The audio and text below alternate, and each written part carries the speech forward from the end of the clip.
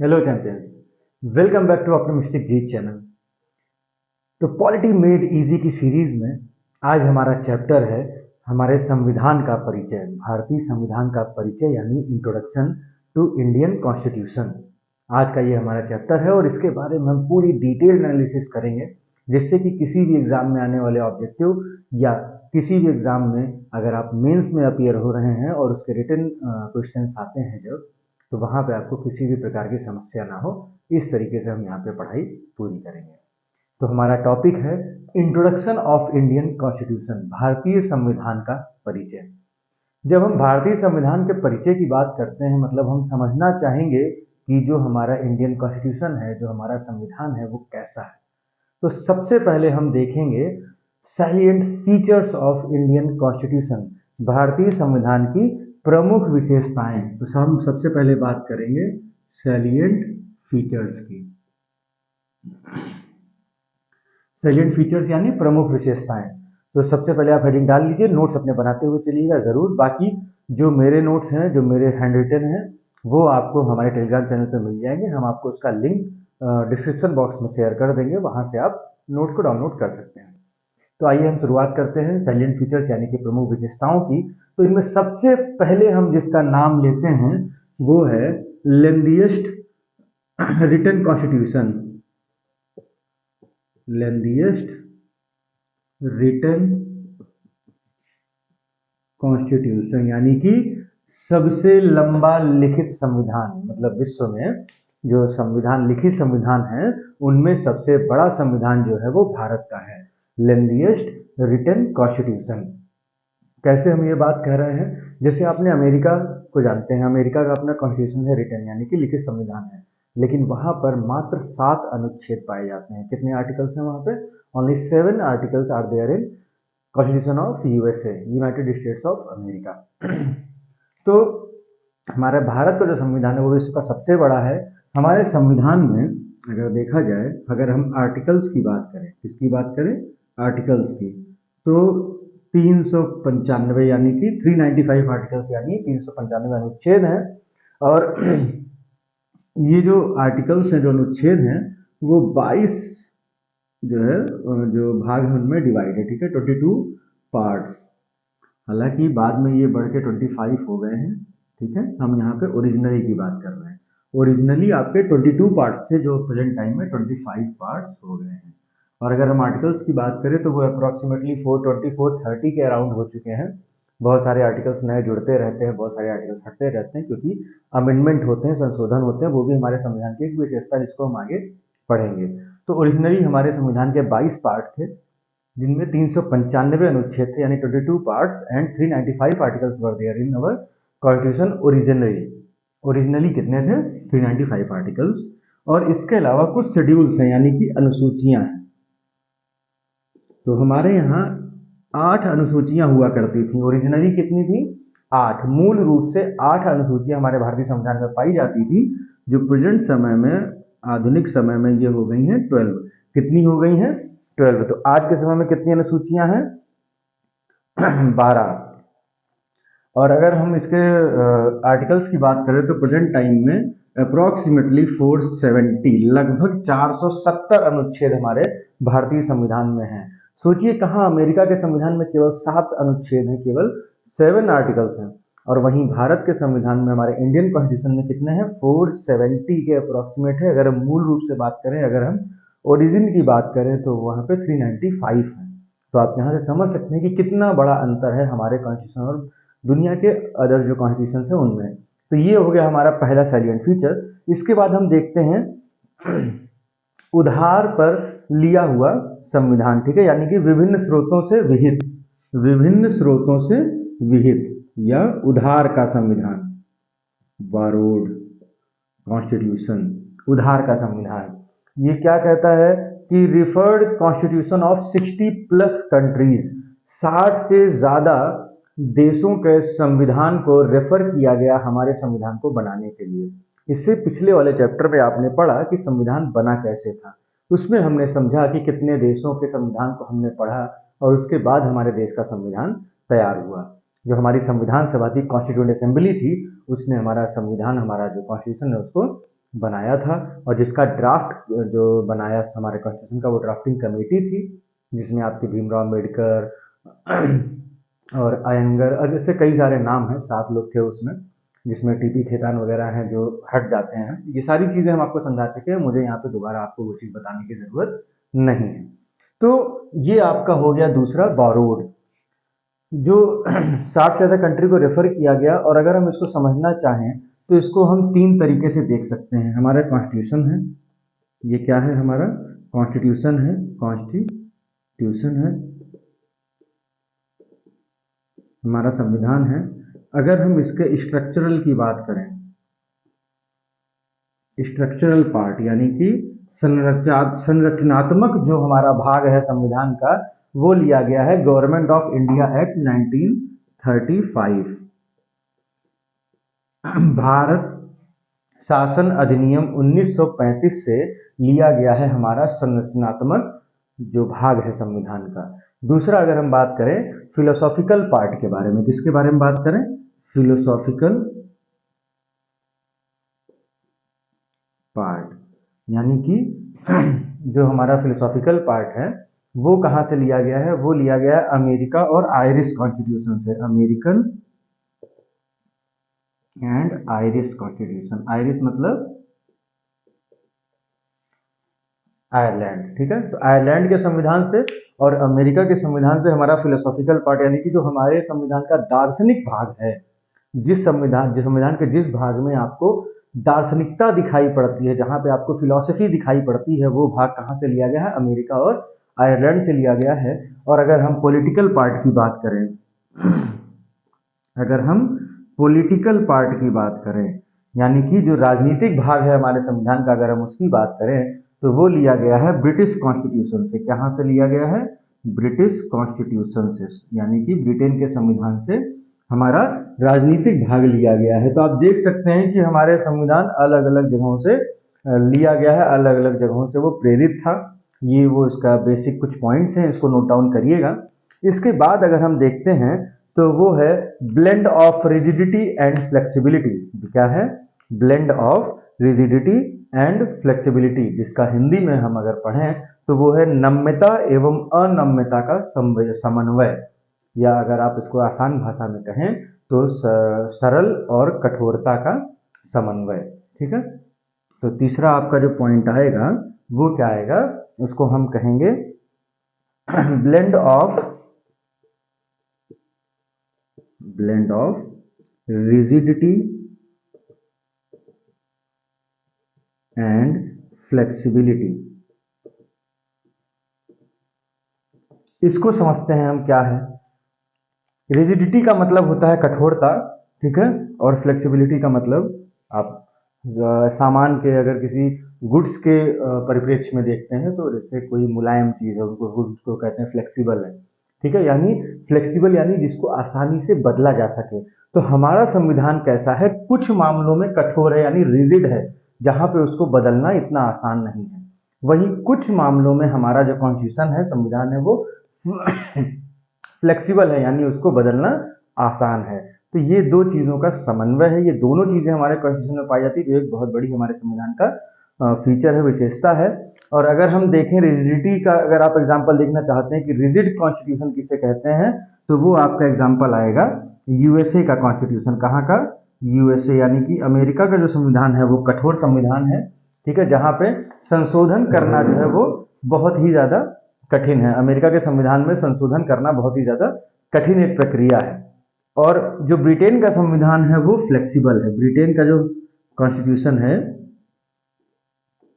वो क्या है, फ्लेक्सिबल है, यानी जिसको आसानी से परिवर्तन जिसमें किया जा सकता है, जिसमें आसानी से संशोधन किया जा सकता है।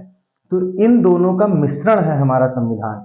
इसको हम अगर समझें तो हम आपको सारी चीज़ें आपको उस चैप्टर में पढ़ाएंगे, लेकिन एक छोटा सा हम तरीके से आपको समझाते हैं। यहाँ पे बात हो रही है कि फ्लेक्सिबल है कि नहीं है और रिजिड है कि नहीं है। तो हमारे यहाँ संशोधन 3 तरीके से होता है, ठीक है। संशोधन हमारे यहाँ 3 तरीके से होता है। एक होता है सामान्य बहुमत से, यानी कि सिंपल मेजॉरिटी, जहाँ पे जो प्रेजेंट हैं उनका 50% + 1, यानी कि अगर आपका जो पार्लियामेंट है, अगर हम लोकसभा की बात करें तो लोकसभा में आपके 545 मेंबर्स हैं, मान लिया उसमें से आपके आज 400 ही प्रेजेंट हैं, और अगर कोई किसी इशू पे वोटिंग होती है और अगर वो पहली कैटेगरी में है, मतलब जहाँ पे सिंपल मेजॉरिटी की आवश्यकता है, जहाँ पे केवल सिंपल मेजॉरिटी से चीज़ें चेंज की जा सकती हैं, तो वो आपके सिंपल मेजॉरिटी में आएगा, जिसको हम अमेंडमेंट नहीं कहते, संशोधन हम उसको नहीं कहते, लेकिन उससे आप संशोधन कर सकते हैं। उसके लिए प्रॉपर आपको बिल या एक्ट की ज़रूरत नहीं है, तो वो एक ईजी वे है। तो कुछ चीज़ें ऐसी हैं जिनमें केवल और केवल सिंपल मेजॉरिटी से चीज़ें बदली जा सकती हैं, लेकिन कुछ ऐसा है जो मुख्य रूप से संशोधन की प्रक्रिया आपके आर्टिकल 368 में दिया है, जो आपका अनुच्छेद 368 में संविधान संशोधन की प्रक्रिया दी गई है। ठीक है, इसको नोट कर लीजिएगा, संविधान संशोधन की प्रक्रिया यानी कि process of amendment in constitution किस आर्टिकल में है, तो ये 368 यानी कि 368 में दिया गया है।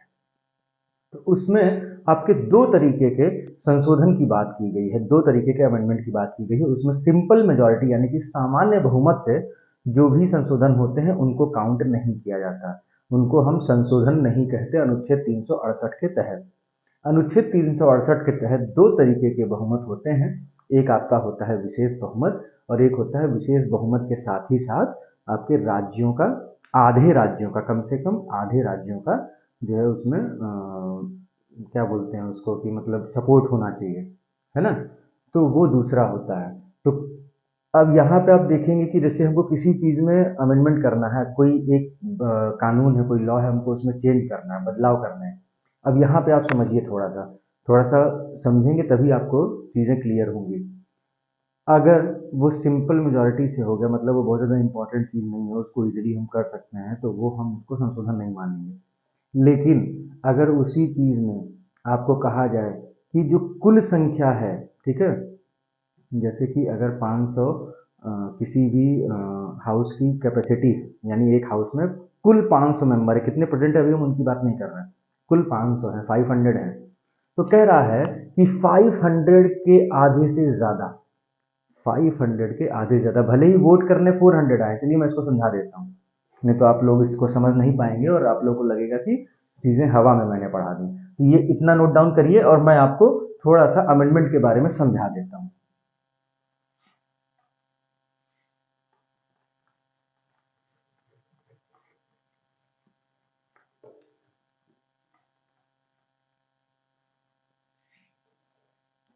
अब जैसे इसमें कह रहा है कि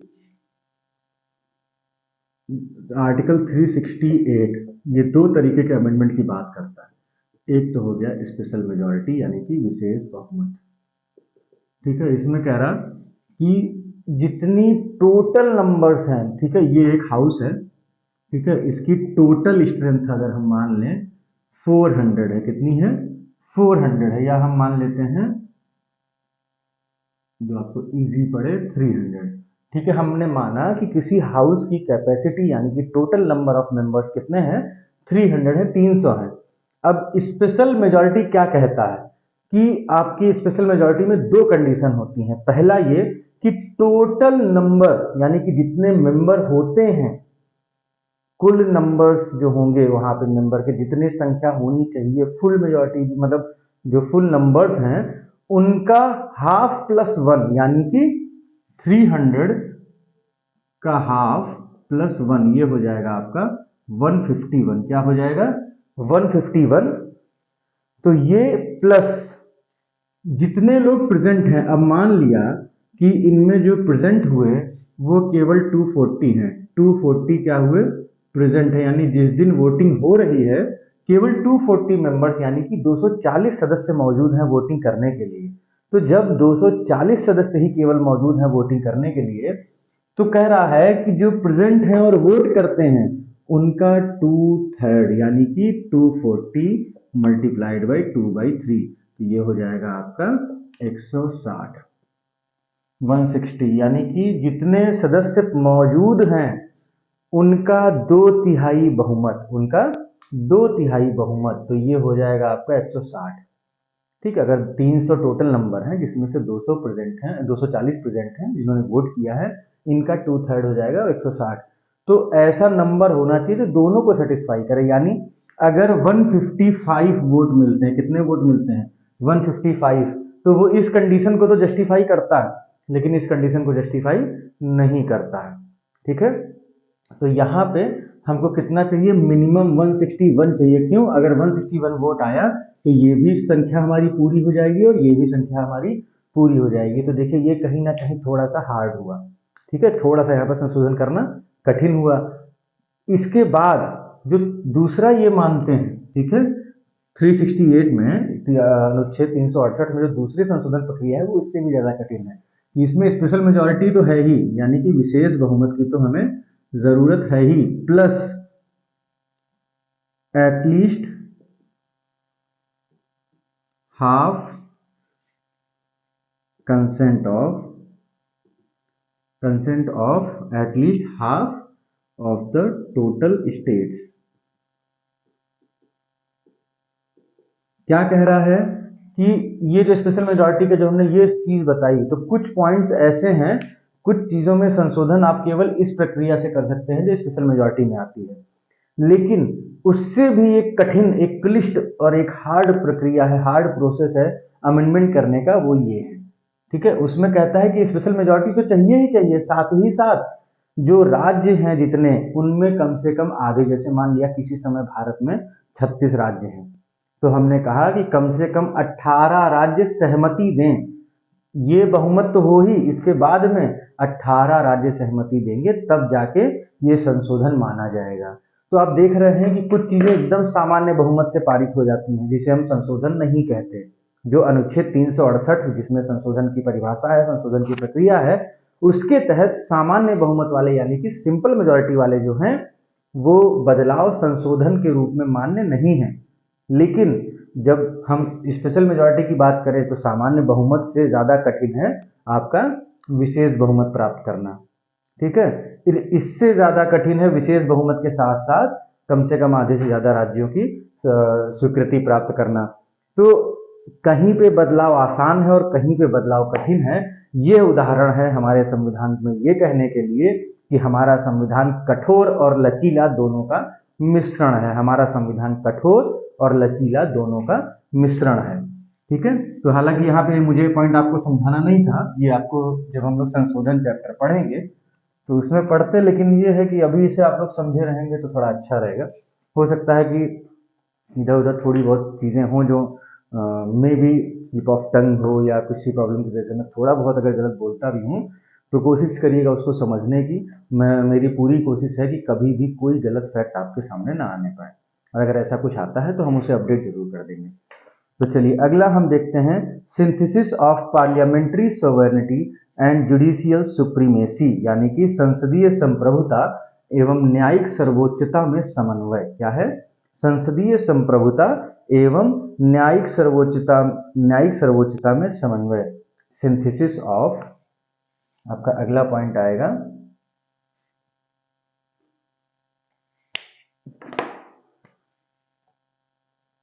सिंथेसिस ऑफ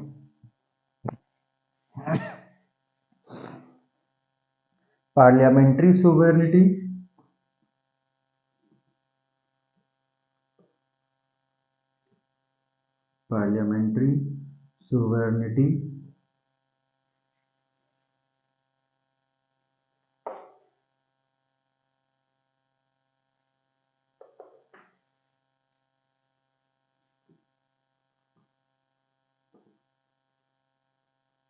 स्पेलिंग क्यों गलत हो जा रही भाई। पार्लियामेंट्री सोवर्निटी यानी कि संसदीय संप्रभुता एवं न्यायिक सर्वोच्चता, यानी कि आपका हो जाएगा जुडिशियल सुप्रीमेसी।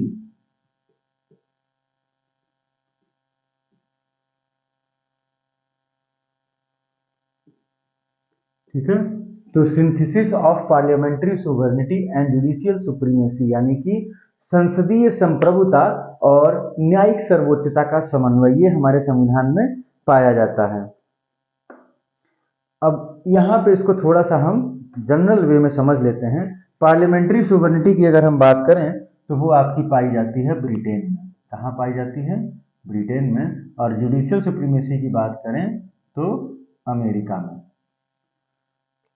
तो हमारे ब्रिटेन में अगर आप देखेंगे तो संसद संप्रभु है, संसद जो पार्लियामेंट है वो सोवरेन है, उससे ऊपर कुछ नहीं है।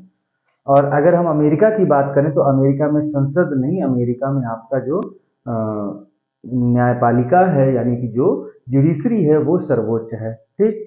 लेकिन हमारे भारत में ये दोनों आपस में एक दूसरे के समन्वय के साथ स्थापित हैं।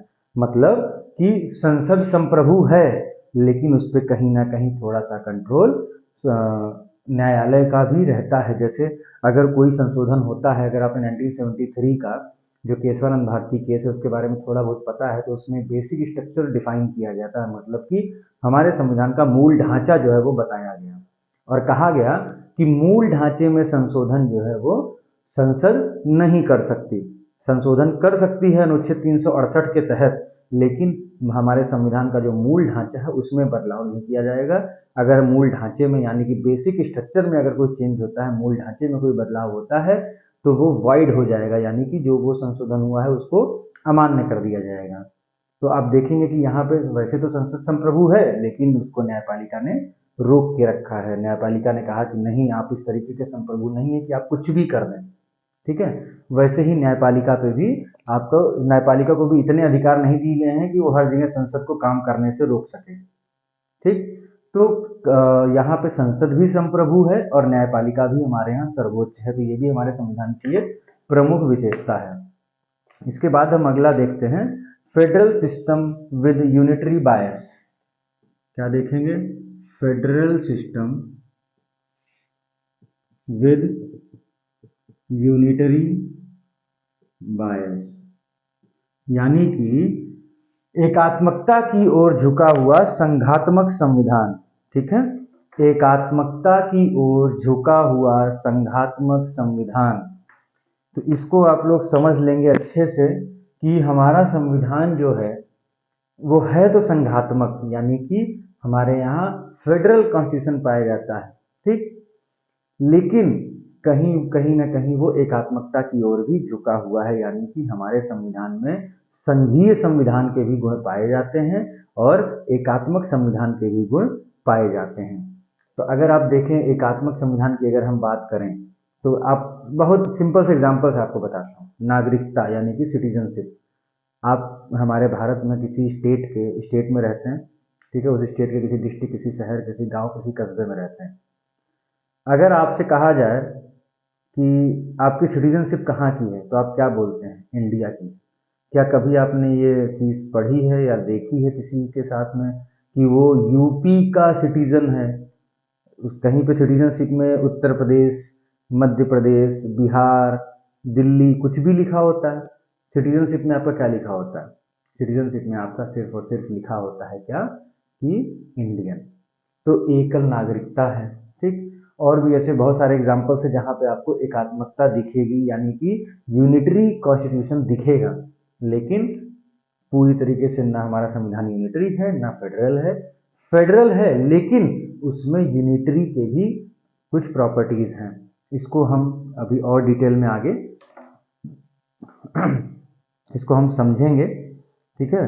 तो जैसे आप अगर बात करें कि हमारे जो फेडरल हैं, फेडरल सिस्टम्स हैं, उनकी अगर हम बात करें तो फेडरल सिस्टम में आप देखते हो क्या है कि भाई केंद्र की सरकार अलग है, राज्य की सरकार अलग है, ठीक।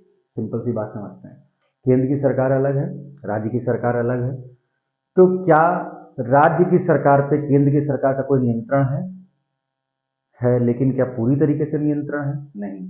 तो देखिए, सबसे पहली बात तो आपको समझना होगा कि हम संघीय संविधान की अगर हम बात करें, अगर हम फेडरल स्ट्रक्चर की बात करते हैं तो हम क्या बात कर रहे हैं कि जो देश के अलग अलग राज्य हैं उनमें अलग अलग सरकार हो, ठीक है, और वो अपना खुद का सारा कुछ जो भी उनके नियम हैं, विनियम हैं, सारी चीज़ें वो खुद से करें, ठीक है। तो ये होता है संघ, यूनियन, कि अलग अलग राज्य, उनकी अलग अलग सरकार और हर राज्य के अपने अलग नियम कानून और उनके ऊपर कोई भी दबाव नहीं किसी और का। लेकिन जब हम बात करते हैं एकात्मकता की तो वहाँ पे जो केंद्र सरकार होती है वो पूरी तरीके से पूरे देश के लिए लागू करती है लॉज को, चीज़ों को मैनेज करती है। मतलब वहाँ पे जो सेंट्रल गवर्नमेंट है वो सब कुछ होती है यूनिटरी में, यानी कि एकात्मक में। लेकिन हमारे संविधान में क्या कहा गया कि राज्य अपना सारी चीज़ें खुद बना सकते हैं, नियम कानून, लेकिन वो केंद्र सरकार से परे नहीं है। एग्जाम्पल के लिए अगर किसी पॉइंट पे कोई लॉ बनता है जिसपे केंद्र भी, अभी आप आगे पढ़ेंगे कि किन पॉइंट्स पे कौन लॉज बनाएगा, ये भी अलग अलग डिफाइन किया गया है। जैसे कुछ सब्जेक्ट्स ऐसे हैं जिन पे सिर्फ स्टेट यानी कि राज्य जो है वो कानून बना सकता है, केंद्र नहीं। कुछ ऐसे सब्जेक्ट्स हैं जिसपे केवल सेंट्रल गवर्नमेंट राज्य कानून बना सकती है, राज्य सरकार यानी कि स्टेट गवर्नमेंट नहीं। और कुछ ऐसे इस पे दोनों बना सकते हैं। तो अगर जो कॉन्करेंट यानी कि जिसमें दोनों लोग, राज्य सरकार भी लॉ बना सकती है और केंद्र सरकार भी लॉ बना सकती है, ऐसे कोई पॉइंट पे अगर कहीं पे आके दोनों में क्लैश होता है तो जो सेंट्रल गवर्नमेंट का लॉ है वो वैलिड माना जाएगा। ठीक है, तो आप देखेंगे कि फेडरल तो है लेकिन सेंट्रल गवर्नमेंट यानी कि जो सारी शक्तियां हैं वो पूर्ण रूप से एक स्थान पर नहीं है, केंद्र को ज्यादा शक्ति मिली है। ठीक है, इसलिए एकात्मकता की ओर झुका हुआ है। जो सेंट्रल गवर्नमेंट है उसको ज्यादा पावर्स हैं स्टेट गवर्नमेंट से। ठीक है, इसलिए हम कहते हैं कि वो यूनिटरी बायस्ड है। लेकिन फेडरल भी है क्योंकि राज्यों को भी शक्तियां मिली हुई हैं। थोड़ा सा समझ में आया क्या हम बात कर रहे हैं? तो फेडरल का मतलब होता है जहां पे शक्तियां यानी कि जो पावर्स है वो डिवाइड हो, शक्तियों का पृथक्करण हो। तो शक्तियों का पृथक्करण तो है, लेकिन और एकात्मकता की बात क्या होती है? जहां पे शक्तियां एक स्थान पे केंद्रित हों। तो हमारे भारत में शक्तियों का पृथक्करण भी है, लेकिन कुछ मामलों में शक्तियां एकात्मक संविधान के अनुरूप हैं यानी कि केंद्र में निहित हैं। जैसे आपका रक्षा की अगर हम बात करें, रक्षा यानी डिफेंस, तो डिफेंस का क्या किसी स्टेट को पावर है डिफेंस से रिलेटेड? नहीं है, है ना? तो ऐसे कई सारे फील्ड है जहां पे केंद्र को ज्यादा पावर है।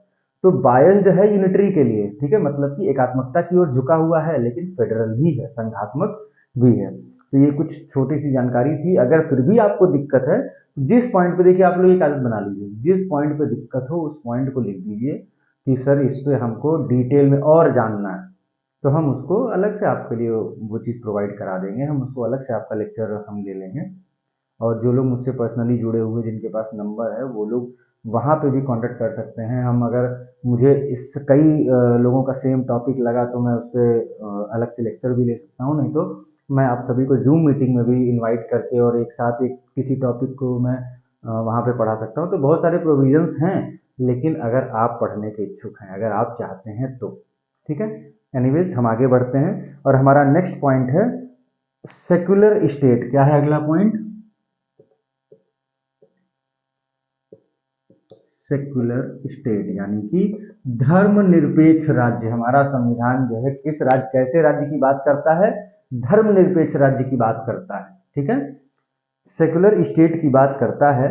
और ये ऐड किया गया सेक्युलर वर्ड जो है हमारे कॉन्स्टिट्यूशन में, जो हमारा संविधान 1949 26 नवंबर 1949 को जो हमारा कॉन्स्टिट्यूशन अडॉप्ट किया गया था, हमारा संविधान अंगीकृत किया गया था 26 नवंबर 1949 को। उस समय हमारे संविधान में सेक्युलर यानी कि धर्मनिरपेक्ष शब्द का उल्लेख नहीं था। धर्मनिरपेक्ष शब्द आपका ऐड किया गया 42nd constitutional amendment act, 42nd constitutional amendment act 1976 यानी कि 42वें संविधान संशोधन अधिनियम 1976 के द्वारा सेक्युलर यानी कि धर्मनिरपेक्ष शब्द को जोड़ा गया। और ये अगर हम देखें धर्मनिरपेक्षता आपको हमारे संविधान के किन किन आर्टिकल्स में देखने को मिलती है, किन अनुच्छेदों के द्वारा आपको हमारी धर्मनिरपेक्षता देखने को मिलती है, तो इसमें आप देखेंगे कि सबसे पहली बात तो कि प्रियम्बल की बात की गई है। प्रियम्बल में आपका जो 42वां संविधान संशोधन अधिनियम था 1976 का, उसमें धर्मनिरपेक्ष शब्द जोड़ा गया। उससे पहले धर्मनिरपेक्ष शब्द नहीं था, प्रियम्बल यानी कि प्रस्तावना। उसके अलावा अनुच्छेद 14, 15, 16, 25 से 30 और 44, आर्टिकल 14, 15, 16, 25 से 30 और 44 यानी कि article 14, article 15, article 16, article 25 to 13, article 44 describe about secular state. मतलब ये ऐसे प्रोविजंस हैं जिनको देख के आप समझेंगे कि हमारा जो इंडियन कॉन्स्टिट्यूशन है वो सेक्युलर स्टेट की बात करता है। अच्छा, यहाँ पे धर्मनिरपेक्ष शब्द का मतलब क्या है इसको समझना बहुत जरूरी है। यहाँ पे कहते हैं कि हमारे राज्य, यहाँ पे जब हम राज्य की बात करते हैं तो हम देश की बात कर रहे हैं, यानी कि जो हमारा देश है उसका अपना कोई धर्म नहीं होगा, इंडिया का अपना कोई रिलीजन नहीं होगा। और जो लोग डिफरेंट डिफरेंट रिलीजन को मानने वाले हैं उनमें गवर्नमेंट कोई भी, हमारा इंडियन कॉन्स्टिट्यूशन इंटरफेरेंस नहीं करेगा। ठीक है, किसी भी प्रकार से हस्तक्षेप जो है वो भारत सरकार धर्म के मामले में नहीं करेगी। ये है धर्मनिरपेक्ष का असली मतलब। ठीक है, सभी धर्मों को एक समान रिस्पेक्ट दी जाएगी, सम्मान दिया जाएगा। इसके बाद अगला है आपका यूनिवर्सल एडल्ट फ्रेंचाइज। अगली आपकी अगर हम फीचर की बात करें, हमारे संविधान की विशेषता की बात करें, तो ये है यूनिवर्सल एडल्ट फ्रेंचाइज। सार्वभौमिक वयस्क मताधिकार। क्या है? सार्वभौमिक वयस्क मताधिकार, मतलब सभी को जो है वो मताधिकार दिया गया है जो लोग वयस्क हो चुके हैं। और क्या एज है वयस्क होने की? तो वो एज है प्रेजेंटली अगर हम देखें तो 18 का जो हो गया वो वोट कर सकता है। ठीक है, ये जो 18 साल का है वो वोट कर सकता है। लेकिन आपको ये चीज़ पता होनी चाहिए कि प्रेजेंट टाइम में 18 की उम्र है वोट देने के लिए, लेकिन 1988 के पहले 61st अमेंडमेंट एक्ट आता है 1988 में। ठीक है, तो 1988 के पहले वोटिंग की जो एज थी वो हुआ करती थी 21। कितनी हुआ करती थी? 21। तो 21 वर्ष की एज पे आप वोट कर सकते थे, जिसको घटाया गया, डिक्रीज किया गया 61st कॉन्स्टिट्यूशनल अमेंडमेंट में। और प्रेजेंट टाइम में कितनी है? 18 है। ठीक है, यानी वो जो वोट करने की यानी मत देने की जो न्यूनतम आयु है वो 21 वर्ष हुआ करती थी, जिसको घटा के 61वें संविधान संशोधन अधिनियम 1988 के द्वारा 18 कर दिया गया। ठीक है, जो आज भी प्रेजेंट टाइम में आपका वर्क करता है। इसके बाद हम देखते हैं अगला सिंगल सिटीजनशिप। क्या बात कर रहा है? सिंगल सिटीजनशिप की बात कर रहा है, यानी कि एकल नागरिकता।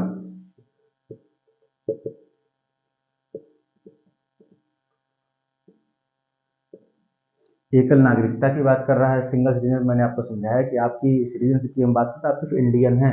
आपकी जो सिटीजनशिप है उसमें कहीं भी आपके स्टेट का नाम नहीं होता। ऐसा नहीं है कि आप हर स्टेट की आपकी अलग अलग सिटीजनशिप है। अमेरिका में आप जाएंगे तो वहाँ पे सिंगल सिटीजनशिप नहीं है, वहाँ पे डुबल सिटीजनशिप है। ठीक है, वहाँ पे आपकी दो सिटीजनशिप होती है, एक तो कंट्री की सिटीजनशिप है, दूसरी आपकी स्टेट की सिटीजनशिप है। दो सिटीजनशिप आपकी होती है, लेकिन इंडिया में सिर्फ एक है। ठीक है, तो ये हमारे फीचर है इंपॉर्टेंट। इसके बाद आपका बहुत इंपॉर्टेंट फीचर आता है इमरजेंसी प्रोविजन। क्या आता है? Emergency provisions.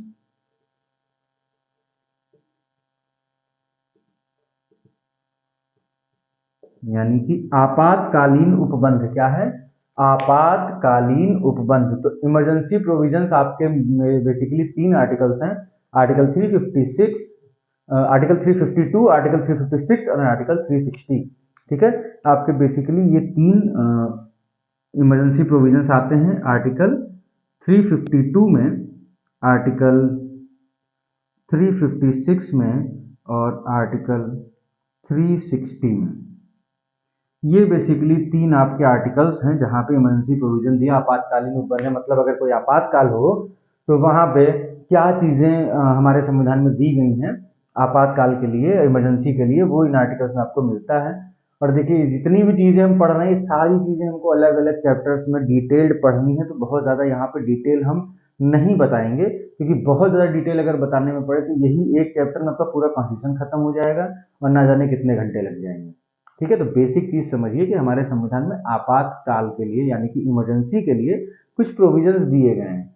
उन प्रोविजंस को 3 बेसिक आर्टिकल्स में हम पढ़ते हैं, आर्टिकल 352, आर्टिकल 356 और आर्टिकल 360। ठीक है, इंटरेस्टिंग चीज ये है कि आर्टिकल 360 में आपका, खैर जाने दीजिए, इसको अभी नहीं बताते हैं, बस इतना बता दें कि ये आपका वित्तीय आपातकाल होता है, यानी कि फाइनेंशियल जो इमरजेंसी होती है जो आज तक इंडिया में नहीं लगी। ठीक है, बस इतना हम आपको शॉर्ट में बताते हैं, बाकी सब हम आगे बताएंगे। 356 तो बहुत बार हुआ है। ठीक है, आर्टिकल 365 भी इससे रिलेटेड, 356 से, वो हम सब बताएंगे जब हम इन चैप्टर्स में आएंगे, तो हम सारी चीजें वहाँ पे ब्रीफली डिस्कस करेंगे। इसके बाद हमारे कॉन्स्टिट्यूशन में जस्टिस की बात की गई है। ठीक है, और जस्टिस जो है वो 3 तरीके का, एक तो है सोशल जस्टिस।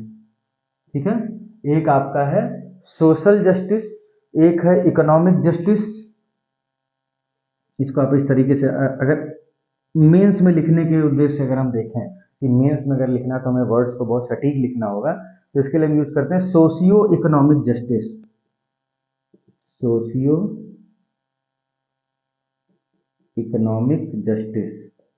और दूसरा दूसरा अगर हम जस्टिस देखें तो वो है पॉलिटिकल जस्टिस। क्या है?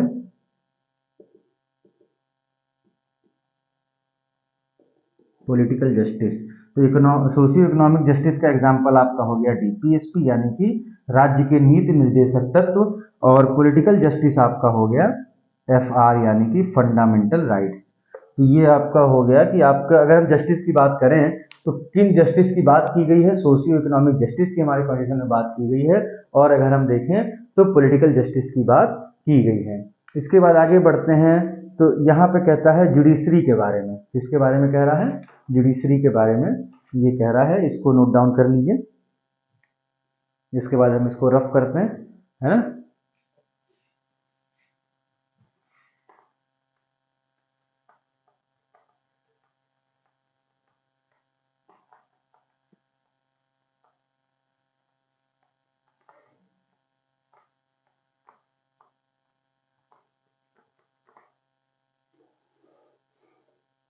अब हम देखेंगे, कह रहा है कि जो हमारी जुडिशरी है वो इंडिपेंडेंट और इंटीग्रेटेड है, यानी एकीकृत एवं स्वतंत्र न्यायपालिका। ठीक है, क्या है आपका अगला point? Judiciary independent and integrated. Independent and integrated judiciary, यानी कि जो हमारा न्यायपालिका है, जो हमारी जुडिशरी है वो स्वतंत्र है और एकीकृत है। एकीकृत व स्वतंत्र न्यायपालिका। तो आप देखेंगे कि जो हमारी न्यायपालिका है उसमें सर्वोच्च न्यायालय यानी कि सुप्रीम कोर्ट वो आपका सबसे शीर्ष स्थान पर है। उसके नीचे अलग अलग राज्यों के अलग अलग स्टेट के हाई कोर्ट्स आते हैं, और उनके नीचे भी आपके कुछ सबॉर्डिनेट कोर्ट्स आएंगे, अधीनस्थ न्यायालय आएंगे। जैसे उनमें आपके जो डिस्ट्रिक्ट कोर्ट आते हैं, और ऐसे बहुत सारे लोअर कोर्ट्स हैं जो आपके हाई कोर्ट्स के नीचे आते हैं। तो ये आपकी एक इंटीग्रेटेड सिस्टम है, एकीकृत न्यायपालिका की है हमारी। ये सबसे ऊपर आपका आ रहा है सुप्रीम कोर्ट। ठीक है, ये आप ऐसे समझिए, शीर्ष पे आपका है सुप्रीम कोर्ट, उसके नीचे आपके आते हैं, सुप्रीम कोर्ट के नीचे आएंगे हाई कोर्ट्स, और उसके नीचे आएंगे सबॉर्डिनेट्स। सबॉर्डिनेट्स में आपके सबॉर्डिनेट कोर्ट्स जो हैं उसमें आपकी वही लोअर कोर्ट हो गया, है ना, और ऐसे बहुत सारे डिस्ट्रिक्ट कोर्ट हो गए, ये सब आपके सबॉर्डिनेट कोर्ट में आते हैं। तो ये सबसे ऊपर, उसके नीचे ये, उसके नीचे ये, तो इसको हम बोलते हैं इंटीग्रेटेड सिस्टम। ठीक है, इंटीग्रेटेड सिस्टम यानी कि एकीकृत व्यवस्था जो है वो हमारे यहाँ संविधान में पाई जाती है। और उसके बाद जो है हमारी जो न्यायपालिका है वो स्वतंत्र है। ठीक है, हमारी न्यायपालिका क्या है? स्वतंत्र। वो किसी के दबाव में कार्य नहीं करती। ठीक है, ऑन पेपर्स अगर हम देखें और प्रैक्टिकली भी हम देखें तो मैक्सिमम जगह आप देखते हैं कि जो हमारी न्यायपालिका है वो स्वतंत्र रूप से कार्य करती है। बाकी अपवाद स्वरूप अगर हम देखें तो कुछ ऐसे मामले रहे हैं जिनको देख के ऐसा लगता है कि किसी से प्रेरित होके या किसी के दबाव में आके हमारी न्यायपालिका ने निर्णय दिया, बट वो मामले कहीं इक्का दुक्का होते हैं। आप देखें सामान्य तौर पर हमारी जो न्यायपालिका है, जुडिशरी है, वो स्वतंत्र है। तो ये हमारा एक फीचर हो गया। इसके बाद अगला फीचर आपका आएगा जो है आपके जो फंडामेंटल राइट्स हैं। ठीक है, अगला आपका क्या रहेगा? Fundamental rights. नोट कर लीजिएगा, यानी मूलाधिकार। ये भी आपका एक विशेषता है हमारे संविधान की, कि हमारे संविधान में कितने मूलाधिकार हैं? 7 मूलाधिकार हैं। ठीक, अगला आपका आता है फंडामेंटल राइट्स यानी कि मूल अधिकार। फंडामेंटल राइट्स यानी कि मूल अधिकार। इनमें क्या आएगा? मूल अधिकार की अगर हम बात करें तो ये आपका हमारे संविधान में कितने पार्ट्स हमने बताया थे? 22 थे, प्रेजेंट टाइम में 25 है। ठीक है, तो हमारे संविधान का जो थर्ड पार्ट है उसमें ये पाया जाता है। आर्टिकल थर्ड पार्ट में तो आर्टिकल 12 से शुरू होता है, बट अगर हम फंडामेंटल राइट्स बात करें तो राइट्स आपके शुरू होते हैं 14 से और ये जाते हैं 35 तक। ठीक है, बेसिकली 32 तक है, बट उसमें नीचे मार्शल लॉ वगैरह भी आ जाता है 33, 34, 35 में, तो उसको भी हम फंडामेंटल राइट्स में ही काउंट करते हैं। ठीक है, तो ये आपके फंडामेंटल राइट्स हो गए। ये टोटल जब हमारा संविधान जो 26 नवंबर 1949 को अडॉप्ट किया गया, अंगीकृत किया गया, उसमें 7 थे, जिसके बाद इसको घटा के आपका 44th अमेंडमेंट जो होता है 1978 का, वहाँ पे आपका एक राइट हुआ करता था, आपका एक मूलाधिकार हुआ करता था, संपत्ति का अधिकार, ठीक है, राइट टू प्रॉपर्टी, वो आपका मूल अधिकार से हटा दिया गया और अब आपके कितने हैं, 6 आपके मूल अधिकार हैं, 6 फंडामेंटल राइट्स हैं। इसके बारे में डिटेल हम फंडामेंटल राइट वाले चैप्टर में पढ़ेंगे। इसके अलावा अगर आप देखें तो और इसकी हम संविधान की अगर हम बात करें, डीपीएसपी आता है, राज्य के नीति निदेशक तत्व, यानी कि कुछ ऐसे की पॉइंट्स दिए गए हैं जो गवर्नमेंट को दिशा निर्देश देते हैं, जो गवर्नमेंट को डायरेक्शन देते हैं कि आपको कैसे लॉज बनाने चाहिए, कैसी पॉलिसी बनानी चाहिए। तो उसको बताने के लिए कोई डीपीएसपी हमारे कॉन्स्टिट्यूशन में ऐड किए गए, जो कि अपने आप में एक यूनिक फीचर है हमारे कॉन्स्टिट्यूशन का, ठीक है। तो एफआर के बाद यानी फंडामेंटल राइट के बाद में आप अगला नोट करेंगे डीपीएसपी। और इसके बाद सबसे बाद में आपका आता है 3 टियर गवर्नमेंट। क्या आता है आपका? 3 टियर गवर्नमेंट।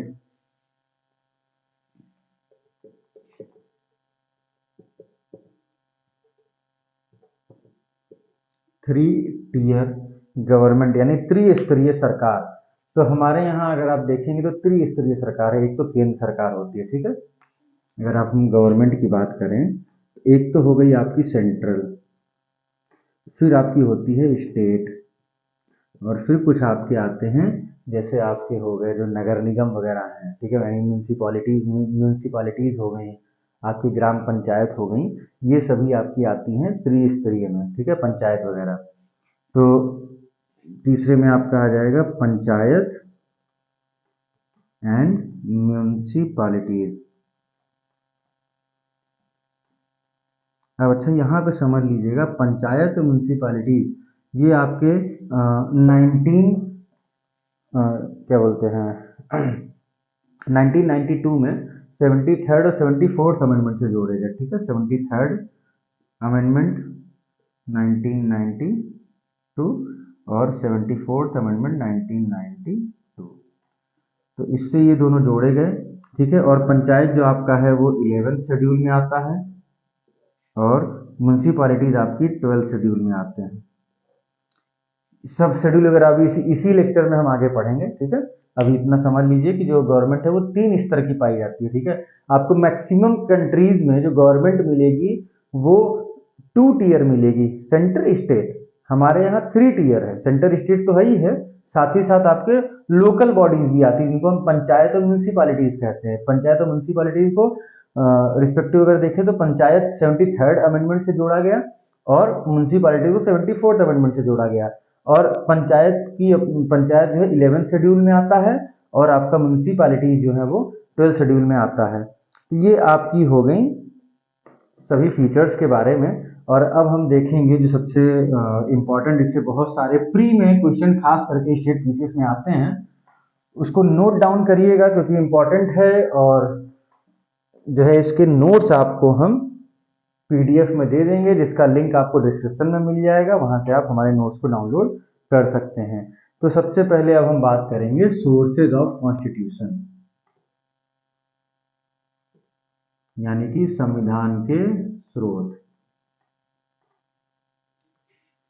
तो सबसे बड़े स्रोत की अगर हम बात करें तो वो है government of India act 1935, Bharat सरकार अधिनियम 1935। तो भारत सरकार अधिनियम 1935 से क्या क्या लिया गया है इसको नोट करिए, क्योंकि एग्जैक्ट वन वर्ड आपको नोट डाउन करना है, उस सबको मैं नोट डाउन यहाँ नहीं करूंगा, पीडीएफ इसकी मैं आपको उपलब्ध करा दूंगा, वहां पे जाके भी देख सकते हैं, जिसमें ये कुछ की पॉइंट्स को हिंदी और इंग्लिश दोनों में दिया गया है। वैसे बेसिकली इंग्लिश मीडियम की वो पीडीएफ है। तो गवर्नमेंट ऑफ इंडिया एक्ट सबसे पहले आपका लिया गया है फेडरल सिस्टम, यानी कि संघीय तंत्र। जो हमारा संघीय तंत्र है वो लिया गया है कहां से? गवर्नमेंट ऑफ इंडिया एक्ट 1935 से, ठीक है। गवर्नमेंट ऑफ इंडिया एक्ट 1935 से लिया गया है आपका संघीय तंत्र, यानी कि फेडरल सिस्टम। इसके बाद है ऑफिस ऑफ गवर्नर, यानी गवर्नर का कार्यकाल। जो गवर्नर होते हैं राज्यों के, राज्यपाल होते हैं, उनका कार्यकाल जो है वो कहां से लिया गया है? तो गवर्नमेंट ऑफ इंडिया से, गवर्नमेंट ऑफ इंडिया एक्ट 1935 से लिया गया है, ठीक। अगला नोट करिए जुडिशरी, यानी कि न्यायपालिका जो हमारी है, न्यायपालिका होगी हमारी किस तरीके की होगी, उसको एक जनरली लिया गया है गवर्नमेंट ऑफ इंडिया एक्ट 1935 से, ठीक है। भारत सरकार अधिनियम 1935 से। इसके बाद है पब्लिक सर्विस कमीशन यानी लोक सेवा आयोग, ये प्रावधान कहाँ से लिया गया है? गवर्नमेंट ऑफ इंडिया एक्ट से, ठीक है, 1935 के। इसके बाद आपका है इमरजेंसी प्रोविजन, ये भी आपका यहीं से लिया गया है 1935 के भारत सरकार अधिनियम से। और इसके बाद आपका है एडमिनिस्ट्रेटिव डिटेल्स यानी कि प्रशासनिक विवरण, सारे की पॉइंट नोट कर लीजिएगा। प्रशासनिक विवरण ये सारा कुछ कहाँ से लिया गया है? आपके गवर्नमेंट ऑफ इंडिया यानी भारत सरकार अधिनियम 1935 से। इसके बाद हम बात करते हैं ब्रिटिश कॉन्स्टिट्यूशन। दूसरा हम पॉइंट क्या देखेंगे? British constitution.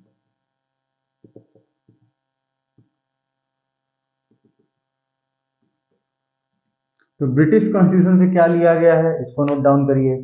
तो सबसे पहली बात, पार्लियामेंट्री गवर्नमेंट यानी कि संसदीय शासन प्रणाली कहाँ से ली गई है?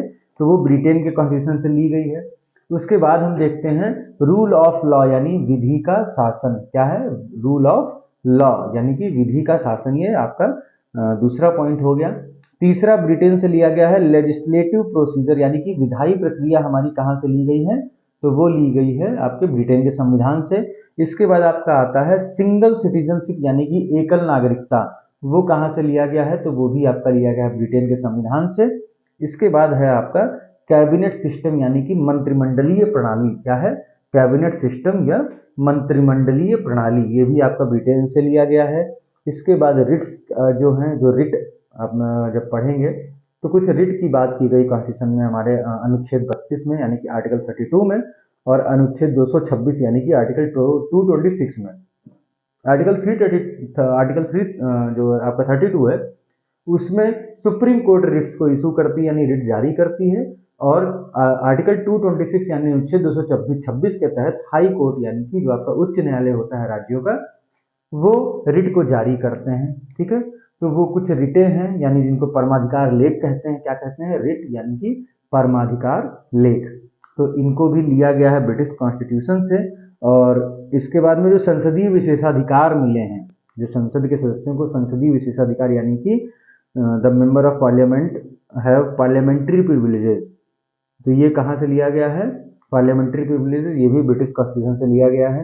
इसके बाद आपका है बाई कैमरलिज्म यानी कि बाई कैमरलिज्म का मतलब होता है द्विसदनात्मक व्यवस्था। हमारे पार्लियामेंट के कितने सदन हैं, कितने हाउस हैं? 2 हाउस है ना, एक लोकसभा एक राज्यसभा। हमारे राज्यों की जो विधानमंडल है, ठीक है, जो स्टेट लेजिस्लेचर, उसमें आप देखेंगे एक स्टेट लेजिस्लेचर में आपका एक स्टेट लेजिस्लेचर असेंबली होती है, एक आपकी लेजिस्लेटिव काउंसिल होती है, तो विधानसभा विधान परिषद होती है। तो 2 सदन हर जगह हैं। तो ये व्यवस्था भी आपके ब्रिटेन के कॉन्स्टिट्यूशन से ली गई, इसको भी नोट कर लीजिए।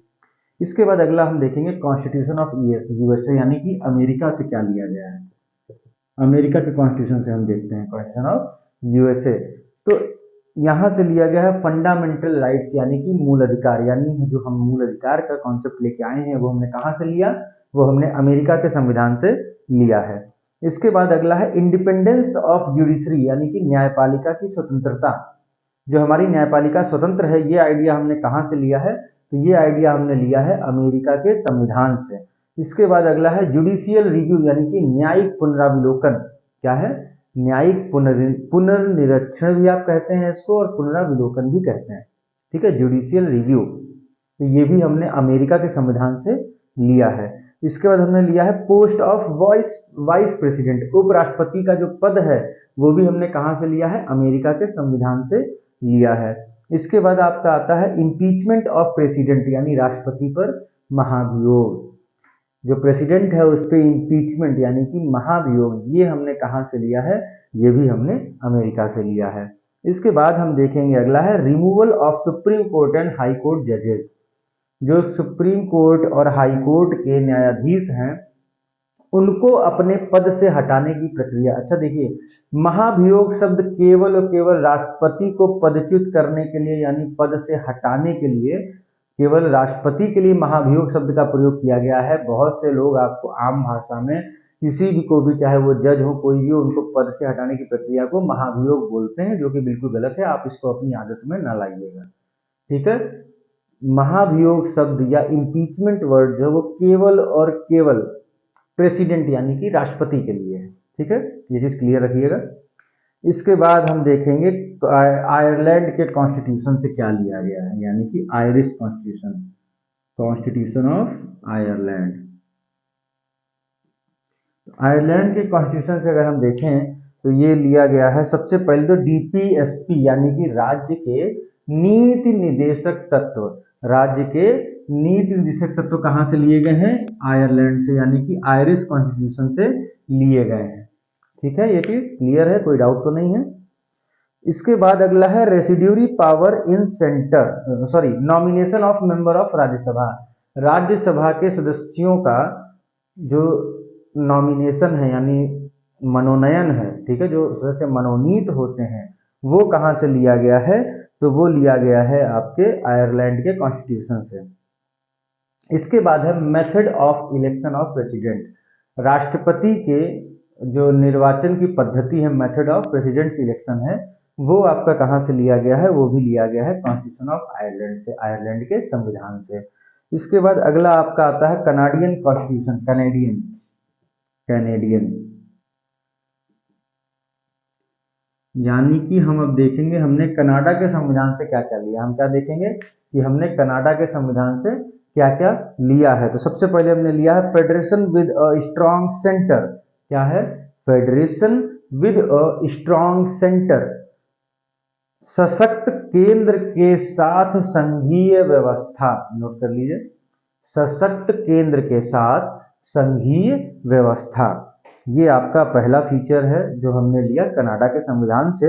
इसके अलावा हमने लिया रेसिड्यूरी पावर इन सेंटर, केंद्र में निहित होंगी अवशिष्ट शक्तियां, केंद्र में निहित अवशिष्ट शक्तियां। तो देखिए हमने आपको बताया था, अभी हम आगे पढ़ेंगे, इसी लेक्चर में हम पढ़ेंगे कि जो हमारा संविधान में ये बताया गया है कि कुछ बिंदुओं पे कानून बनाएगा केंद्र, केवल और केवल केंद्र। कुछ बिंदु ऐसे हैं जिन पे केवल और केवल राज्य कानून बनाएगा, वो बिंदु दिए गए जिनको हम विषय बोलते हैं। और कुछ विषय ऐसे हैं, कुछ बिंदु ऐसे हैं जिन पे राज्य और केंद्र सरकार दोनों कानून बना सकते हैं। लेकिन कहा गया कि निकट भविष्य में ऐसा कोई विषय आए जो उल्लिखित विषयों में शामिल नहीं है, मतलब कि कोई ऐसा नया सब्जेक्ट आया जिसपे हमको लॉ बनाना है और वो सब्जेक्ट कैटेगराइज नहीं है कि वो यूनियन लिस्ट में है, मतलब उस पे सेंट्रल गवर्नमेंट लॉ बनाएगी या स्टेट गवर्नमेंट लॉ बनाएगी या दोनों में से कोई भी बना सकता है। अगर इसमें वो कैटेगराइज नहीं है, नहीं दिया गया है, तो वो फिर बनाएगा उस पर लॉ कौन? उस पर लॉ बनाएगा सेंट्रल गवर्नमेंट, जो आपका केंद्र है, केंद्र सरकार, वो बनाएगी उस पर कानून। तो अवशिष्ट शक्तियां किसके हाथ में है? अवशिष्ट शक्तियां एक केंद्र के हाथ में, केंद्र सरकार के हाथ में है। ठीक है, तो ये हमने लिया कनाडा के संविधान से। और इसके बाद है advisory jurisdiction of supreme court, और हमने कनाडा से क्या लिया? Advisory jurisdiction of supreme court, उच्चतम न्यायालय का परामर्शदात्री जो न्याय निर्णयन है, परामर्शी न्याय निर्णयन, उच्चतम न्यायालय का परामर्शी न्याय निर्णयन, ये कहां से हमने लिया है? ये हमने लिया है कनाडा के संविधान से। इसके बाद अगला हम देखेंगे ऑस्ट्रेलियन कॉन्स्टिट्यूशन। हम देखेंगे कि हमने ऑस्ट्रेलिया से क्या लिया है। यूएसए में हम एक चीज बताना भूल गए थे, उसको भी नोट कर लीजिएगा कि हमने जो प्रीएम्बल लिया है, तो प्रीएम्बल भी हमने लिया कहाँ से? आइडिया, हमने प्रीएम्बल लिया अमेरिका से। ठीक है, प्रीएम्बल हमने कहाँ से लिया? अमेरिका से। और प्रीएम्बल की लैंग्वेज हमने ली है ऑस्ट्रेलिया से। प्रीएम्बल की जो लैंग्वेज है वो हमने कहाँ से ली है? ऑस्ट्रेलिया से, याद रखिएगा। तो अब हम देखेंगे ऑस्ट्रेलियन कॉन्स्टिट्यूशन। तो इसमें सबसे पहले आता है कॉन्करेंट लिस्ट। तो देखिए हमने बताया कि कुछ सब्जेक्ट ऐसे हैं जिन पे केवल और केवल सेंट्रल गवर्नमेंट यानी कि केंद्र सरकार कानून बना सकती है, कुछ सब्जेक्ट्स ऐसे हैं जिन पर केवल राज्य सरकार कानून बना सकती है, और कुछ सब्जेक्ट्स ऐसे हैं जो जिनमें दोनों सरकार यानी कि राज्य सरकार भी केंद्र सरकार भी दोनों मिलकर संविधान मतलब कानून बना सकती हैं। तो उनको हम बोलते हैं समवर्ती सूची के विषय। क्या हम बोलते हैं? समवर्ती सूची के विषय यानी कॉन्करेंट लिस्ट। तो ये समवर्ती सूची यानी कि कॉन्करेंट लिस्ट हमने कहां से ली है? तो ये हमने ली है ऑस्ट्रेलियन कॉन्स्टिट्यूशन से। इसके बाद है freedom of trade, commerce and intercourse. क्या है? Freedom of trade, commerce and intercourse, व्यापार, वाणिज्य एवं समागम की स्वतंत्रता, व्यापार, वाणिज्य एवं समागम की स्वतंत्रता, ये भी हमने कहां से लिया है? ऑस्ट्रेलिया के कॉन्स्टिट्यूशन से लिया है, ऑस्ट्रेलिया के संविधान से लिया है। और आपने सुना होगा कि अगर किसी मुद्दे पे लोकसभा और राज्यसभा में आपस में समन्वय नहीं बैठता है तो उन दोनों को समन्वय बैठाने के लिए किसी बिल के लिए एक संयुक्त बैठक बुलाई जा सकती है। ठीक है, एक ज्वाइंट सिटिंग हो सकती है दोनों हाउसेस की, लोकसभा और राज्यसभा की। अब इसमें कई सारी चीजें हैं जिनको हम पार्लियामेंट चैप्टर में पढ़ेंगे। ठीक है, यहाँ एक्सप्लेन करने जाएंगे तो 1 घंटे में तो हम केवल वही एक्सप्लेन कर पाएंगे कि ज्वाइंट सिटिंग क्या होती है, कैसे होती है, क्या प्रोविजंस हैं, क्या एक्सेप्शंस हैं, कब हो सकती है, कब नहीं हो सकती है, कौन हेड करेगा, कौन बुलाएगा। बहुत सारे क्वेश्चन उठते हैं यहाँ पे, बहुत सारे क्वेश्चन इस टॉपिक से आते हैं ज्वाइंट सिटिंग से। और मोस्ट प्रॉब्ली अगर आप देखें कि लगभग हर स्टेट पीसीएस में ज्वाइंट सिटिंग से जुड़ा हुआ कुछ ना कुछ फैक्ट जरूर पूछते हैं। तो जब हम पार्लियामेंट पढ़ाएंगे तो उसमें इसको पूरी डिटेल में पढ़ाएंगे जिससे आपका कोई क्वेश्चन ना मिस होने पाए। तो ज्वाइंट सिटिंग का जो ये प्रोविजन है ये भी आपका लिया गया है कहाँ से, आपके ऑस्ट्रेलिया के कॉन्स्टिट्यूशन से। इसके बाद हम पढ़ते हैं वाइमर कॉन्स्टिट्यूशन यानी जर्मनी का। ठीक है, कौन सा है अगला, वाइमर। वाइमर हिंदी में भी इसको वाइमर ही लिखते हैं। ठीक है, जर्मनी का जो कॉन्स्टिट्यूशन है वहां पे वाइमर है, वाइमर कॉन्स्टिट्यूशन हम उसको कहते हैं। और यहाँ से हमने लिया suspension of fundamental rights during emergency. अभी हमने पढ़ा फीचर्स में कि कुछ आपातकालीन उपबंध दिए गए हैं, कुछ इमरजेंसी प्रोविजंस हैं। तो उन इमरजेंसी प्रोविजंस में भी ये चीज़ कही गई कि जब इमरजेंसी लगेगी तो कुछ 3 में से कुछ इमरजेंसी में उसको एकदम क्लियर बताएंगे। यहाँ पे इतना समझिए कि जो 3 इमरजेंसी हमने बताई, आर्टिकल 352, आर्टिकल 356 और आर्टिकल 360, तो उनमें जो 352 आपकी है जिसमें आपके बाहर से अगर आक्रमण होता है, आंतरिक कोई चीज़ें होती हैं जो मतलब जहाँ पे इमरजेंसी लगानी पड़े, ऐसे सब चीज़ें कहाँ पे इमरजेंसी कब लगेगी सारी चीज़ें एक्सप्लेन की जाएगी उसके रिलेटेड चैप्टर में। ठीक है, तो जो इमरजेंसी है, तो इमरजेंसी प्रोविजंस जब लागू होते हैं कहीं पे इमरजेंसी जब इंडिया में लगेगी तो उनके साथ साथ कुछ फंडामेंटल राइट्स छोड़ के बाकी सारे फंडामेंटल राइट्स जो हैं वो छीन लिए जाते हैं। मतलब कि अगर आपका अनुच्छेद 352 के तहत आपका आपातकाल लगता है, जिसको हम राष्ट्रीय आपातकाल यानी कि नेशनल इमरजेंसी बोलते हैं, आर्टिकल 352 को, तो अगर वो लगता है तो आपके लगभग सभी फंडामेंटल राइट्स आपसे छीन लिए जाएंगे, सभी मूलाधिकार आपसे ले लिए जाएंगे, केवल और केवल कुछ गिने चुने मूलाधिकार रह जाते हैं, जैसे जीवन का अधिकार और भी कई सारी चीजें हम बताएंगे आपको। तो ये हमने लिया है वाइमर संविधान से यानी कि जर्मनी के संविधान से। इसके बाद अगला है सोवियत कॉन्स्टिट्यूशन यानी सोवियत का संविधान।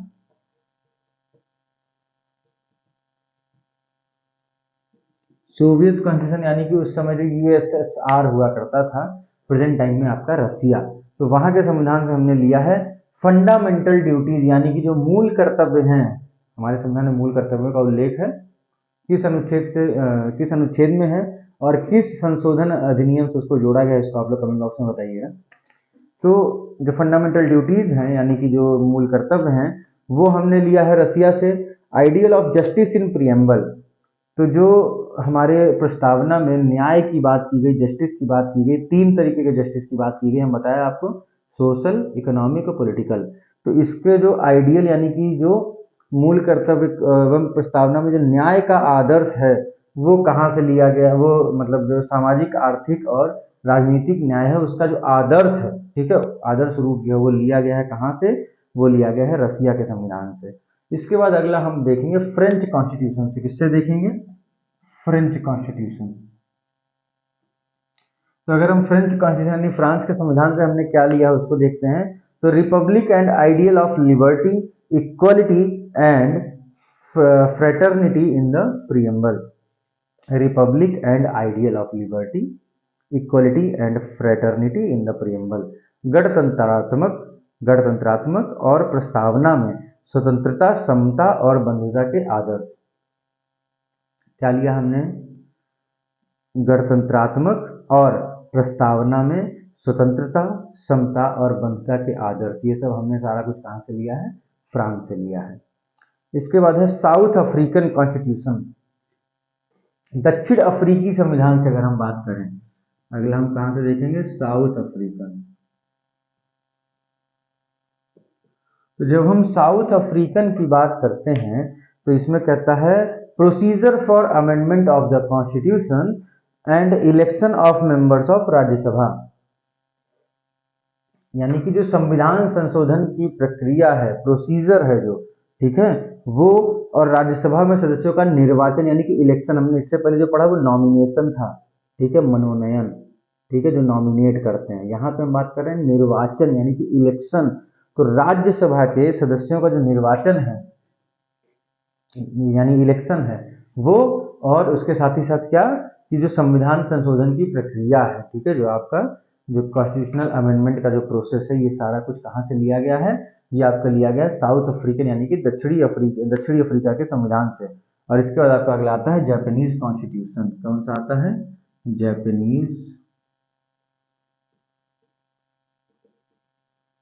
Japanese constitution. तो जब हम जापानीज कॉन्स्टिट्यूशन की बात करते हैं तो इसमें आपको ये पता होना चाहिए कि जो प्रोसीजर इस्टेब्लिश्ड बाय लॉ, विधि द्वारा स्थापित प्रक्रिया, वो ली गई है कहाँ से? जापान के संविधान से। क्या है? फिर से पढ़ लीजिए, procedure established by law, procedure established by law. तो ये लिया गया है कहाँ से? जापान के संविधान से, विधि द्वारा स्थापित प्रक्रिया। तो ये आपका सोर्सेज ऑफ कॉन्स्टिट्यूशन भी कंप्लीट हो गया, फीचर्स ऑफ कॉन्स्टिट्यूशन भी कंप्लीट हो गया। अब हम देखेंगे इसके बाद में शेड्यूल ऑफ कॉन्स्टिट्यूशन। हम क्या देखेंगे? शेड्यूल ऑफ कॉन्स्टिट्यूशन यानी कि संविधान की अनुसूचियां।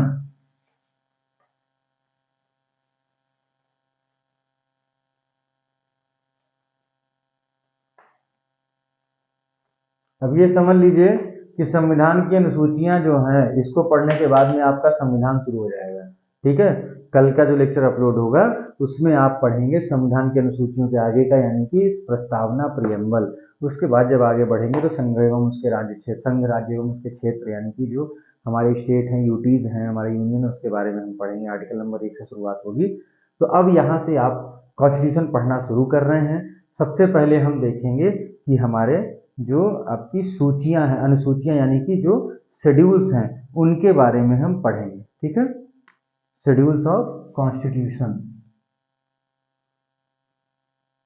संविधान की अनुसूचियां। हमने आपको बताया था कि 8 हुआ करती थी, अभी कितनी है? 12। ये हमने आपको इसी लेक्चर के स्टार्टिंग में बताया था, है ना। तो सबसे पहले हम देखते हैं शेड्यूल 1, ठीक है। तो प्रेजेंट टाइम में कितनी अनुसूचियां हैं इतना बताइए? 12 है ना, 12 अनुसूची, 12 शेड्यूल्स। तो सबसे पहले आपके शेड्यूल 1 है, सबसे पहले आपकी आएगी शेड्यूल 1। शेड्यूल 1 में आपका क्या दिया गया है? Name of state and duties along with territorial jurisdiction, name of state and duties along with territorial jurisdiction, यानी कि राज्य एवं संघ शासित या केंद्र शासित प्रदेशों के नाम और उनका जो न्यायिक क्षेत्र है, उनका क्या है? जो न्यायिक क्षेत्र है उसके बारे में दिया गया है आपकी अनुसूची 1 में। राज्यों के नाम एवं उनके न्यायिक क्षेत्र और संघ राज्य क्षेत्रों के नाम और उनकी सीमाएं, ये दिया गया है आपके अनुसूची 1 में, नोट कर लीजिएगा। शेड्यूल 2,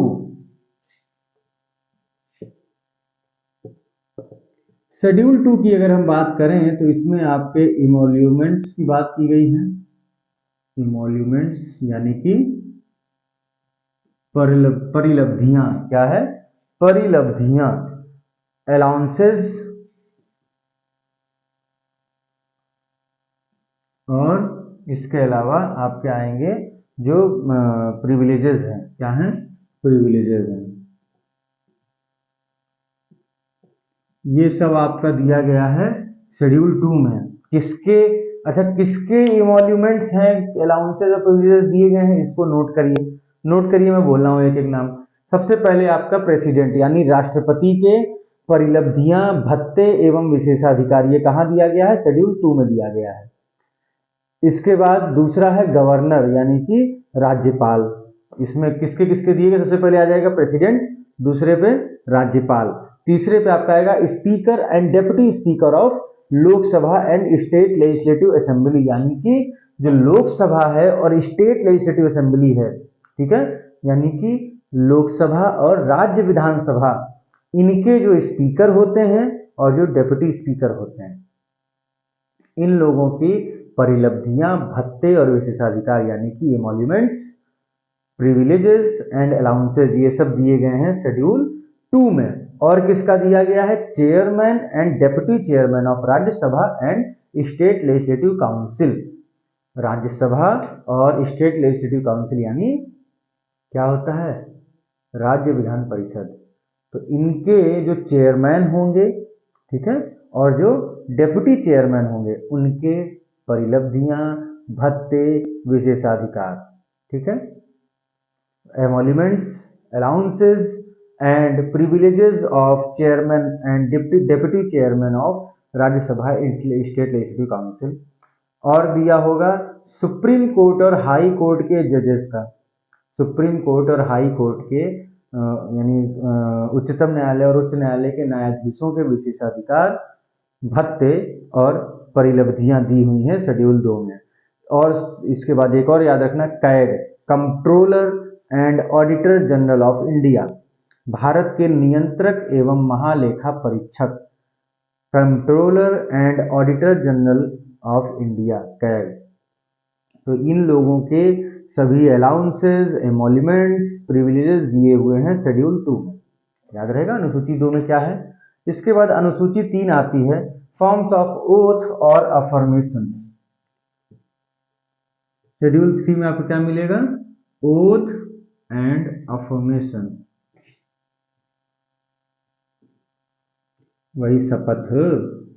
तो शपथ किसमें दी गई है? शपथ दी गई है आपके शेड्यूल 3 में। किसकी किसकी शपथ होगी? सबसे पहले भैया कैबिनेट मिनिस्टर यानी मिनिस्टर्स की होगी, ठीक है। सबसे पहले किसकी होगी?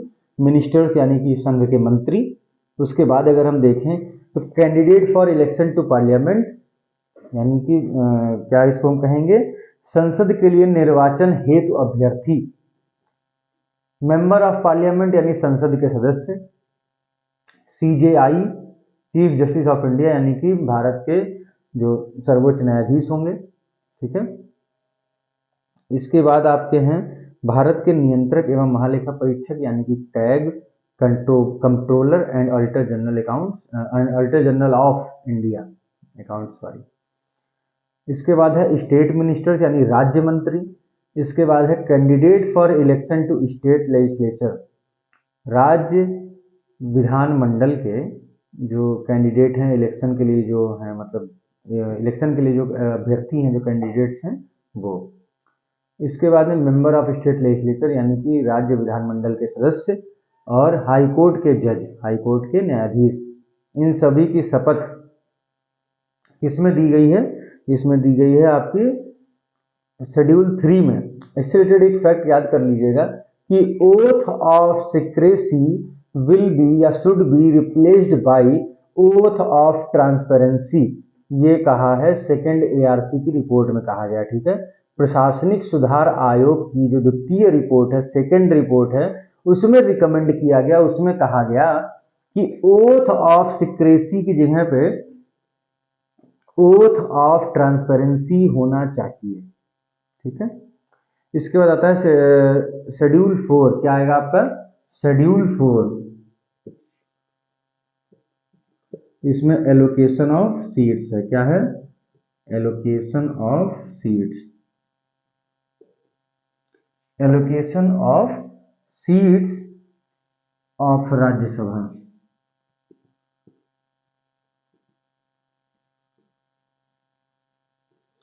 मतलब राज्यसभा में किन राज्यों को और केंद्र शासित प्रदेशों को कितनी सीट मिलेगी, सीटों का जो आवंटन है राज्यसभा के लिए, ठीक है, वो दिया गया है आपके शेड्यूल 4 में, अनुसूची 4 में दिया गया है।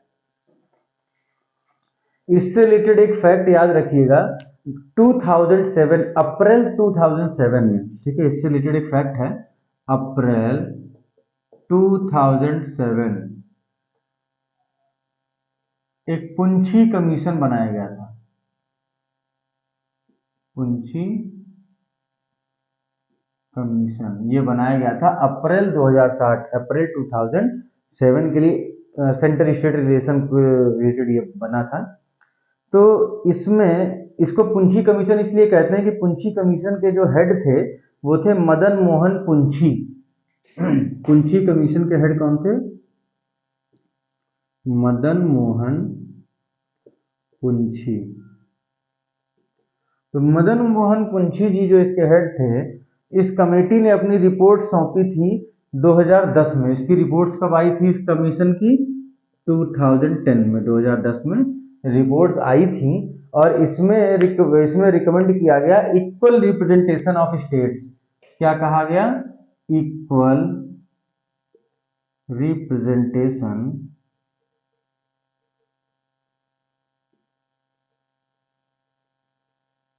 ऑफ स्टेट्स, राज्यों को समान प्रतिनिधित्व, इसकी बात की गई। अब देखिए, अभी हमारे यहाँ आनुपातिक प्रतिनिधित्व है, हमारा क्या है? प्रोपोर्शनल रिप्रेजेंटेशन है। लेकिन पुंछी कमीशन ने सजेस्ट किया था कि इक्वल रिप्रेजेंटेशन हो। क्या अंतर है? जैसे अगर आप अमेरिका को देखें तो अमेरिका की जो राज्यसभा है, ठीक है, अमेरिका की जो राज्यसभा है, वहां पे हर स्टेट से दो दो मेंबर आते हैं। चाहे वो स्टेट बड़ा हो, चाहे वो स्टेट छोटा हो, चाहे किसी स्टेट की पॉपुलेशन करोड़ों में हो, चाहे किसी स्टेट की पॉपुलेशन हजारों में हो, लेकिन हर स्टेट से दो रिप्रेजेंटेटिव रहेंगे। तो वो होता है इक्वल रिप्रेजेंटेशन। मतलब राज्यसभा में हर राज्य का, हर स्टेट का रिप्रेजेंटेशन यानी जो प्रतिनिधित्व है वो बराबर हो, तो उसको हम बोलते हैं इक्वल रिप्रेजेंटेशन। ठीक है, समान प्रतिनिधित्व। लेकिन हमारे भारत में क्या है? सबसे ज्यादा राज्यसभा की सीटें हैं 31 कहाँ से? उत्तर प्रदेश से। क्यों? क्योंकि उत्तर प्रदेश की पॉपुलेशन सबसे ज्यादा है। जिस जगह की पॉपुलेशन, जिस स्टेट की इतनी ज्यादा, राज्यसभा में सीटों का रिप्रेजेंटेशन यानी सीटों का प्रतिनिधित्व उतना ही उस राज्य का ज्यादा होगा राज्यसभा में। ठीक है, ये बात समझ रहे हैं? हमारे भारत में क्या है?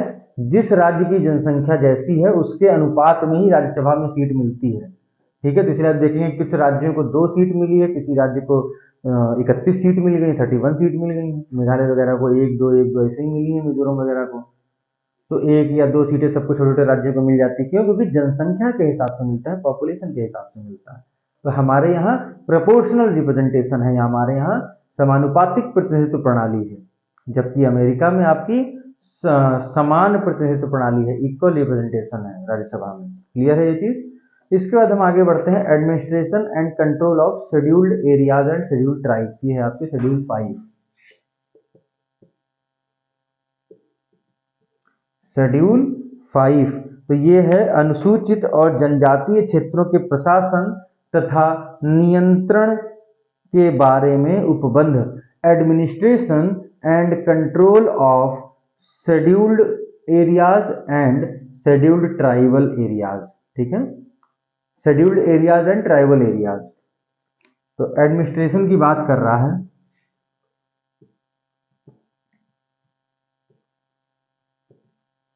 Administration of scheduled areas and tribal areas. तो यहाँ पे जो एडमिनिस्ट्रेशन होगा वो दिया गया है किसमें? शेड्यूल 5 में, अनुसूची 5 में। इसके बाद है administration of tribal areas in state of AMTM, Assam, Mizoram, Tripura, Meghalaya. ठीक है, 6 शेड्यूल की अगर हम बात करें, इसमें भी वही है, एडमिनिस्ट्रेशन एंड कंट्रोल। ठीक है, एडमिनिस्ट्रेशन ऑफ ट्राइबल एरियाज। लेकिन ट्राइबल एरियाज कहाँ के? इसको बहुत फेमस, वैसे मैं कोई शॉर्टकट कभी प्रेफर नहीं करता, ना किसी को ना करने को बोलता, ना खुद कभी कुछ याद करता हूँ शॉर्टकट से। बट कुछ ऐसे हैं जो हम लोग शुरू से पढ़ते आए हैं। ठीक है, शॉर्टकट क्यों नहीं याद करने को बोलते? क्योंकि कितने शॉर्टकट्स आप याद करेंगे। लेकिन कुछ ऐसे जो हम लोग बहुत सालों से यूज करते आ रहे हैं, जैसे यहाँ पे आपका AMTM है, असम, मेघालय, त्रिपुरा, मिजोरम। ठीक है, असम, मेघालय, त्रिपुरा और मिजोरम। AMTM, ये 4 जो राज्य हैं, इनके जो जनजातीय क्षेत्र हैं, ट्राइबल एरियाज हैं। ठीक है, असम, मेघालय, त्रिपुरा और मिजोरम राज्यों के जनजातीय क्षेत्रों के प्रशासन के बारे में उपबंध। फिर से सुन लीजिएगा, नोट करना है आपको।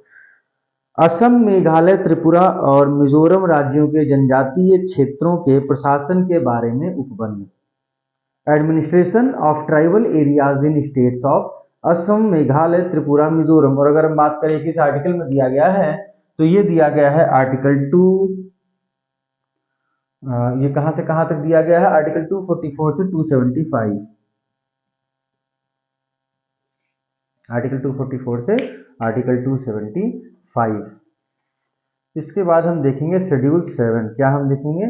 शेड्यूल 7। आपकी कितनी शेड्यूल हो गई? 6 शेड्यूल हमने पढ़ ली, बस 6 शेड्यूल और बची हैं।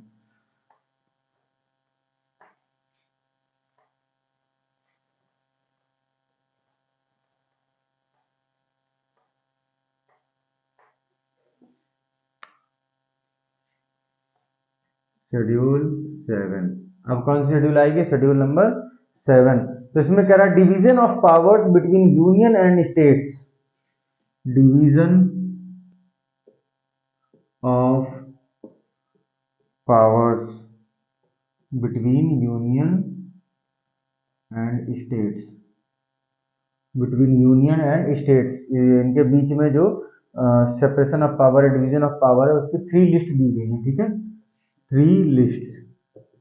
कौन सी है? पहली है यूनियन लिस्ट। क्या है?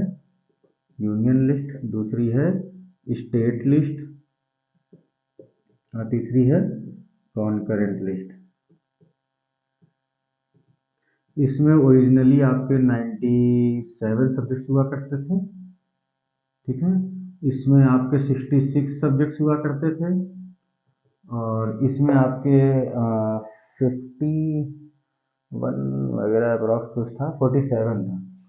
47 सब्जेक्ट्स हुआ करते थे। अब क्या है इसका मतलब? देखिए, जिन जिन सब्जेक्ट्स में जिन जिन विषयों में कानून बनाने की आवश्यकता है, बनाना पड़ता है, उनको डिवाइड कर दिया गया कि कुछ ऐसे हैं जिसपे सेंटर बनाएंगे, कुछ ऐसे इस पे स्टेट बनाएंगे, उस पे दोनों बनाएंगे। तो यहाँ पे वो दिया है 97 सब्जेक्ट्स ऐसे थे, 97 विषय ऐसे थे जिनको कैटेगराइज किया गया, जिनको वर्गीकृत किया गया यूनियन लिस्ट यानी कि संघ सूची में। और कहा गया कि इन 97 विषयों पे, हम मूल रूप से कितने थे हम उनकी बात कर रहे हैं, 97 विषयों पे संघ यानी कि केंद्र सरकार ही केवल कानून बना सकती, राज्य सरकार नहीं बना सकती। इसके बाद कहा स्टेट लिस्ट यानी कि राज्य सूची। तो राज्य सूची में आपके 66 सब्जेक्ट्स को ऐड किया गया, 66 विषयों को ऐड किया गया, 66 सब्जेक्ट्स, जिन पे कहा गया कि केवल और केवल स्टेट लॉ बना सकता है, यानी राज्य जो है वो लॉ बना सकता है, केंद्र सरकार नहीं बना सकती। इसके बाद अगला था कॉन्करेंट लिस्ट यानी कि समवर्ती सूची, यानी इसमें उन 47 विषयों को सम्मिलित किया गया, वो 47 सब्जेक्ट्स को ऐड किया गया, जिनमें ये कहा गया कि इन पर राज्य भी यानी स्टेट जो है वो भी लॉ बना सकता है और केंद्र सरकार भी लॉ इस पे बना सकती है। तो ये चीजें थी। और प्रेजेंट टाइम में अगर हम बात करें तो इसमें हो गए हैं 100 सब्जेक्ट्स। कितने हो गए हैं? 100 सब्जेक्ट। 100 विषय है कहाँ पे? यूनियन लिस्ट में। संघ सूची में कितने विषय हैं प्रेजेंट टाइम में? 100 है। और स्टेट लिस्ट में हो चुके हैं, यहाँ से 5 घट गए और बचे 61 और ये 5 जुड़ गए यहाँ पे, ये हो गया 52। ठीक है, 61 subjects are there in state list and 52 subjects are there in concurrent list. समवर्ती सूची में 52 विषय हैं अभी और राज्य सूची में अभी 61 विषय हैं और संघ सूची यानी कि यूनियन लिस्ट में अभी 100 विषय हैं। पहले यहाँ 97, यहाँ 66, यहाँ 47 हुआ करता था। अब यहाँ पे क्या चीज देखने वाली है कि जो ये 5 हटे हैं, 61 में से 66 में से 5 गए, यहाँ पे 61 बचे और ये 5 आ गए थे इसमें। तो होता क्या है, 42वां संविधान संशोधन होता है, 42nd कॉन्स्टिट्यूशनल अमेंडमेंट एक्ट 1976 ये होता है। इसको हम मिनी कॉन्स्टिट्यूशन भी बोलते हैं, याद रखिएगा, लघु संविधान बोलते हैं। अनुच्छेद 42वें संविधान संशोधन को, इसमें बहुत सारे अमेंडमेंट्स हुए, बहुत सारे संशोधन हुए थे। एक संशोधन में बहुत सारे चेंजेस आए थे हमारे कॉन्स्टिट्यूशन में, इसीलिए उसको मिनी कॉन्स्टिट्यूशन यानी कि लघु संविधान भी बोलते हैं। किसको? संविधान संशोधन 42वां नंबर वाला। ठीक है, 42वां संविधान संशोधन 1976। तो इसमें 5 सब्जेक्ट्स को स्टेट लिस्ट से निकाल के और कॉन्करेंट लिस्ट में ऐड किया गया। वो 5 सब्जेक्ट्स कौन से थे? मतलब अभी तक उन 5 विषयों पे केवल और केवल राज्य सरकार कानून बना सकती थी, लेकिन अब उसको समवर्ती सूची यानी कि कॉन्करेंट लिस्ट में जोड़ दिया गया, तो अब उन पर राज्य सरकार और केंद्र सरकार दोनों वो लॉ बना सकती हैं। ठीक है, तो इसमें सबसे पहले आपका आएगा फॉरेस्ट यानी कि जंगल। नोट कर लीजिए कौन सी 5 चीजें राज्य सूची से समवर्ती सूची में लाई गई। ठीक है, कौन से सब्जेक्ट्स स्टेट लिस्ट से कॉन्करेंट लिस्ट में लाए गए उसको याद करिए। सबसे पहले आपका आएगा फॉरेस्ट यानी कि जंगल, वन क्षेत्र। ठीक है, वन क्षेत्र, जंगल, फॉरेस्ट, ये हो गया पहला। ठीक है, दूसरा वेट एंड मेजर्स।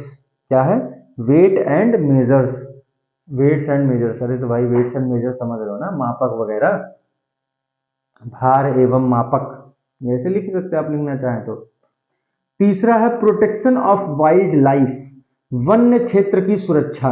ये पहले राज्य सूची का विषय था, यानी कि protection of wild life was the, previously it was the part of state list, but now it is the part of concurrent list after the 42nd amendment of 1976।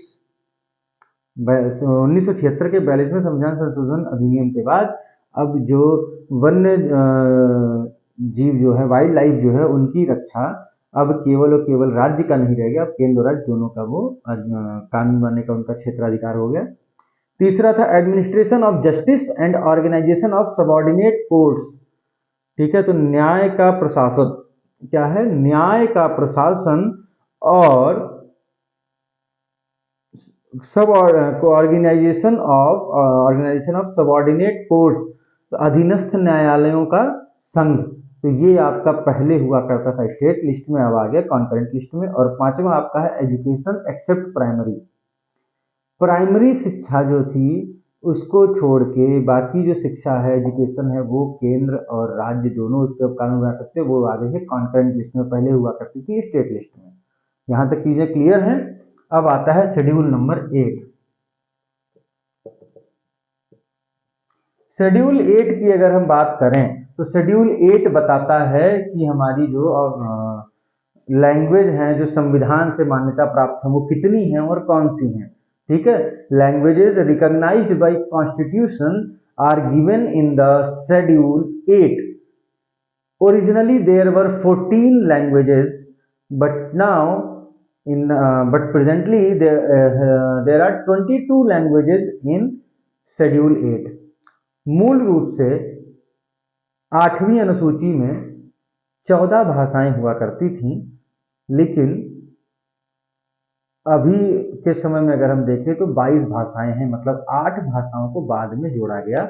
हम एक लाइन से पहले वो 22 भाषाओं के नाम सुनते हैं, नोट करना चाहें तो आप चाहे वह वीडियो की स्पीड धीमी कर लें या आप पॉज करके लिख लें। तो वो सबसे पहले तो देखते हैं कौन सी वो 14 थी पहले जो ओरिजिनली थी, उनमें नोट करिए। नंबर 1 पे है Asamiya, 1 number Asamiya, second Bangla, third Gujarati, fourth Hindi, fifth Kannada, 6 Kashmiri, 7th Malayalam, 8th में मराठी, 9th में उड़िया, 10th में पंजाबी, 11th में संस्कृत, 12th में तमिल, 13th में तेलुगु एंड 14th में उर्दू। ये 14 भाषाएं मान्यता प्राप्त हैं संविधान के द्वारा अनुसूची 8 के अंतर्गत। अगर हम देखें कि ये तो 14 हो गई, 14 हो गई बाकी, तो इसके बाद आप देखेंगे सबसे पहले 1967 में 21st अमेंडमेंट, ठीक है, 21st अमेंडमेंट ऑफ 1967, इसमें जोड़ा गया सिंधी को। किसको जोड़ा गया? सिंधी लैंग्वेज को। इसके बाद 71st अमेंडमेंट 1992, 71वां संविधान संशोधन 1992 अगर हम देखें तो उसमें जोड़ी गई कोंकणी, मणिपुरी और नेपाली। कौन कौन सी? कोंकणी, मणिपुरी और नेपाली।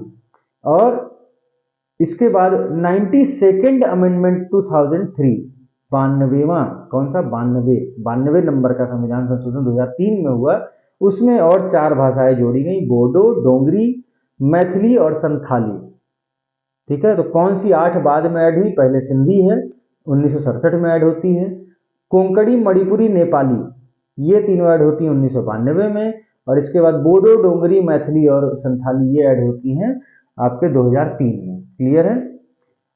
और उड़िया, कौन सी? उड़िया, जो मूल रूप से उड़िया नाम था, ओरिजिनली नेम था उड़िया, उसको रीनेम करके कर दिया गया ओडिया। क्या कर दिया गया? ओडिया। ठीक है, UDIA हुआ करता था और अब वो होगा ORIA। ठीक है, ये कब किया गया? 96th amendment 2011, 96वां। कौन से नंबर का संशोधन? 96। कब हुआ? 2011 में। और उड़िया को ओडिया रीनेम कर दिया गया। ठीक है, और अच्छा यहाँ पे ध्यान देने वाली बात यह है कि इंग्लिश और भोजपुरी ये आपकी शेड्यूल्ड लैंग्वेज नहीं है, ठीक है, ये आपकी अनुसूचित भाषाएं नहीं है, शेड्यूल्ड लैंग्वेज नहीं है। इसके बाद आपका आता है शेड्यूल 9। क्या आता है? शेड्यूल 9।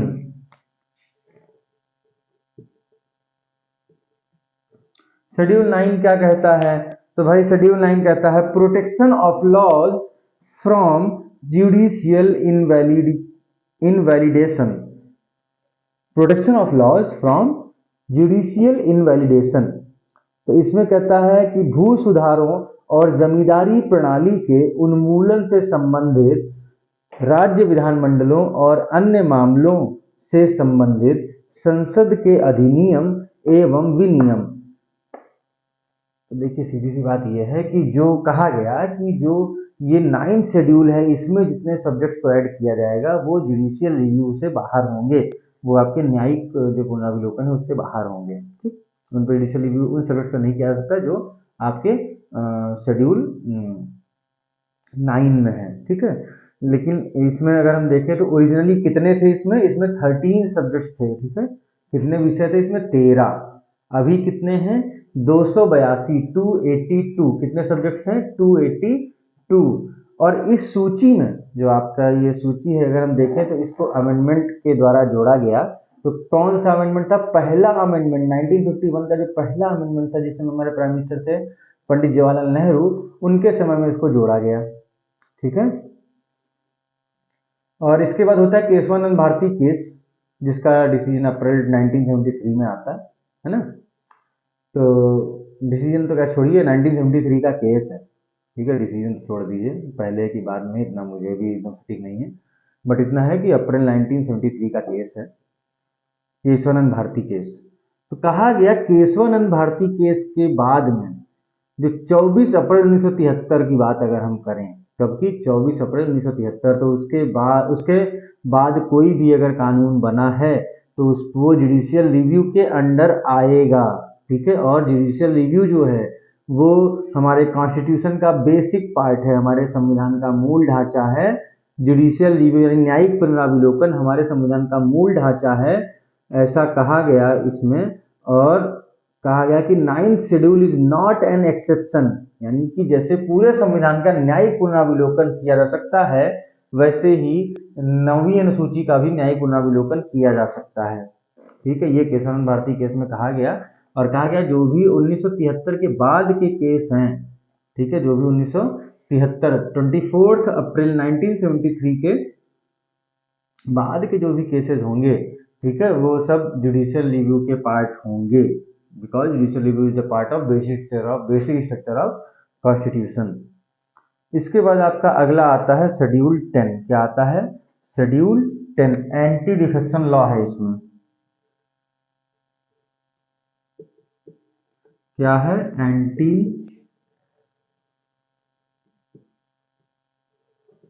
एंटी डिफेक्शन लॉ, दल बदल कानून।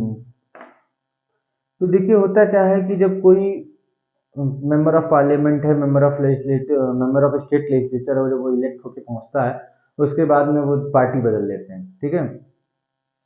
तो पार्टी बदलना is not a big thing, but party बदलने की इंटेंशन क्या है, प्रोसेस क्या है, किस तरीके से बदला, ये सारी चीज़ों को ध्यान देने के लिए एक ये कानून बनाएगा जिसको हम एंटी डिफेक्शन लॉ बोलते हैं। एक नई शेड्यूल ऐड की गई, कौन सी? Schedule number 10। और इसमें बताया गया कि किस तरीके से करें। अगर हम एक पॉलिटिकल पार्टी से जीतने के बाद हम पार्लियामेंट के मेंबर बन गए, हम स्टेट लेजिस्लेचर के मेंबर बन गए, उसके बाद हम अगर किसी दूसरी पार्टी में जाते हैं तो उसको किस तरीके से हम जाएं जिससे हमारी मेंबरशिप ना खत्म हो, है ना। और किस तरीके से हम जाएंगे जिससे हमारी मेंबरशिप खत्म हो जाएगी, जब हम मेंबर नहीं रह पाएंगे पार्लियामेंट के। तो ये सारी चीज़ों को एक्सप्लेन किया गया है इसमें, जिसको हम बोलते हैं एंटी डिफेक्शन लॉ। इसमें बहुत ज़्यादा डिफेक्शन को रोकने के लिए ये चीज़ लाई गई थी। अगर हम बात करें, इसमें एक बहुत बेसिक सी चीज़ है जो बहुत कम लोगों को पता होती है, हम आपको बताएं। हमको ये पता है कि जो शेड्यूल 10 जुड़ी है वो 52nd कॉन्स्टिट्यूशनल अमेंडमेंट एक्ट 1985 से जुड़ी है। 52nd कॉन्स्टिट्यूशनल अमेंडमेंट एक्ट 1985, ये सबको पता है कि 52वें संविधान संशोधन अधिनियम 1985 के द्वारा एंटी डिफेक्शन लॉ या शेड्यूल नंबर 10 को ऐड किया गया था। लेकिन आपको पता है ओरिजिनली इससे पहले भी इसका उल्लेख मिलता है। कहाँ मिलता है? तो जो सिक्किम के जब आप राज्यों के बारे में पढ़ते हैं आर्टिकल 2A, ठीक है, ओरिजिनली अगर हम बात करें तो सबसे पहले कहाँ मिलता है? तो ये सबसे पहले मिलता है आर्टिकल 2A। ये किससे रिलेटेड है? सिक्किम से। किससे रिलेटेड है? सिक्किम से रिलेटेड है आर्टिकल 2A। इसके बाद आता है अच्छा, इसमें जब हम इसको पढ़ते हैं तो इसमें कहा गया कि अगर किसी भी जैसे लोकसभा में कोई एक पार्टी दूसरी पार्टी में चला गया जीतने के बाद, इलेक्ट होने के बाद, तो वो जब एक पार्टी से दूसरी पार्टी में जाता है तो उसकी मेंबरशिप यानी कि जो उस सदन की जो सदस्यता है वो समाप्त होगी कि रहेगी, इस पर निर्णय कौन लेता है? इस पर डिसीजन लेते हैं स्पीकर, ठीक है। लोकसभा का जो अध्यक्ष है वो निर्णय लेगा कि जो इन्होंने दल बदल किया है वो लीगल है कि इलीगल है। लेकिन इसमें चीज़ ध्यान रखनी है कि जब भी कोई स्पीकर इस पर डिसीजन देता है तो जो स्पीकर का डिसीजन होगा वो लायबल होगा जुडिशियल रिव्यू के लिए, ठीक है। मतलब कि जो स्पीकर का जो आदेश आया कि इनकी सदस्यता खत्म की जाती क्योंकि उन्होंने दल बदल किया, तो इसका न्यायिक पुनरावलोकन किया जा सकता है, ठीक है। और ये किस केस में कहा गया? एक केस था 1992 का, 1992 का केस था, किहोतो होलोहान केस। क्या नाम था? किहोतो होलोहान केस। ये 1992 का केस है जिसमें ये बताया गया कि स्पीकर जो निर्णय लेता है कि दल बदल करने की वजह से, मतलब डिफेक्शन की वजह से, पार्टी चेंज की वजह से इनकी जो मेंबरशिप गई है तो उसका जुडिशियल रिव्यू किया जा सकता है, ये कहा गया किहोतो होलोहान केस 1992 में। इसके बाद आपका आता है शेड्यूल 11 और शेड्यूल 12। शेड्यूल 11 और शेड्यूल 12। शेड्यूल 11 क्या है? Specifies the powers, responsibilities and authorities of panchayat. Article 243G। Article 243G का तो ये शेड्यूल 11 किससे रिलेटेड है? पंचायत से रिलेटेड है। किससे रिलेटेड है?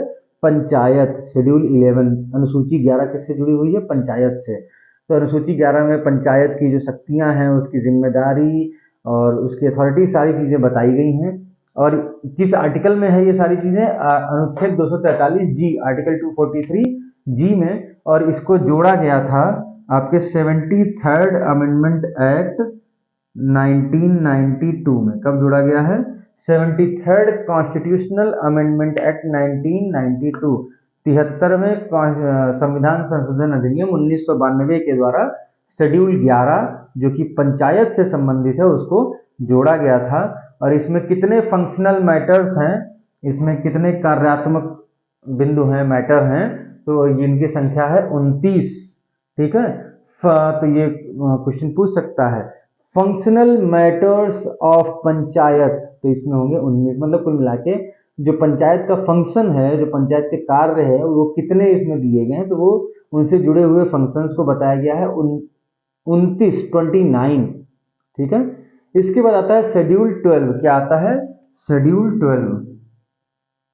तो शेड्यूल 12 सेम वही चीज, powers, responsibilities and authorities of municipalities. Municipality की अथॉरिटी वगैरह के बारे में, उसकी जो लाइबिलिटी है, रिस्पॉन्सिबिलिटी है, पावर्स है, उसके बारे में बात की गई है। इससे रिलेटेड आर्टिकल कौन सा है? 243W। कौन सा आर्टिकल है? 243W। 243W आर्टिकल में ये चीजें बताई गई हैं पंचायत से रिलेटेड। तो शेड्यूल 11 हो गया आपका पंचायत, और शेड्यूल 12 हो गया म्यूनिसिपैलिटीज। कौन सा हो गया? म्यूनिसिपैलिटीज। ये है आर्टिकल 243W। और ये आपका 73rd अमेंडमेंट है 1992। और ये आपका आएगा शेड्यूल 12 वाला 74th अमेंडमेंट 1992। 73 पंचायत, 74 म्यूनिसिपैलिटीज। और कितने फंक्शनल मैटर्स हैं म्यूनिसिपैलिटीज के? 18। म्यूनिसिपैलिटीज के फंक्शनल मैटर्स 18 और पंचायत के फंक्शनल मैटर्स 29। तो भैया इसी के साथ आपका ये चैप्टर इंट्रोडक्शन ऑफ कॉन्स्टिट्यूशन खत्म होता है, ठीक है। संविधान का परिचय जो है वो यहाँ पे आपका खत्म हो जाता है।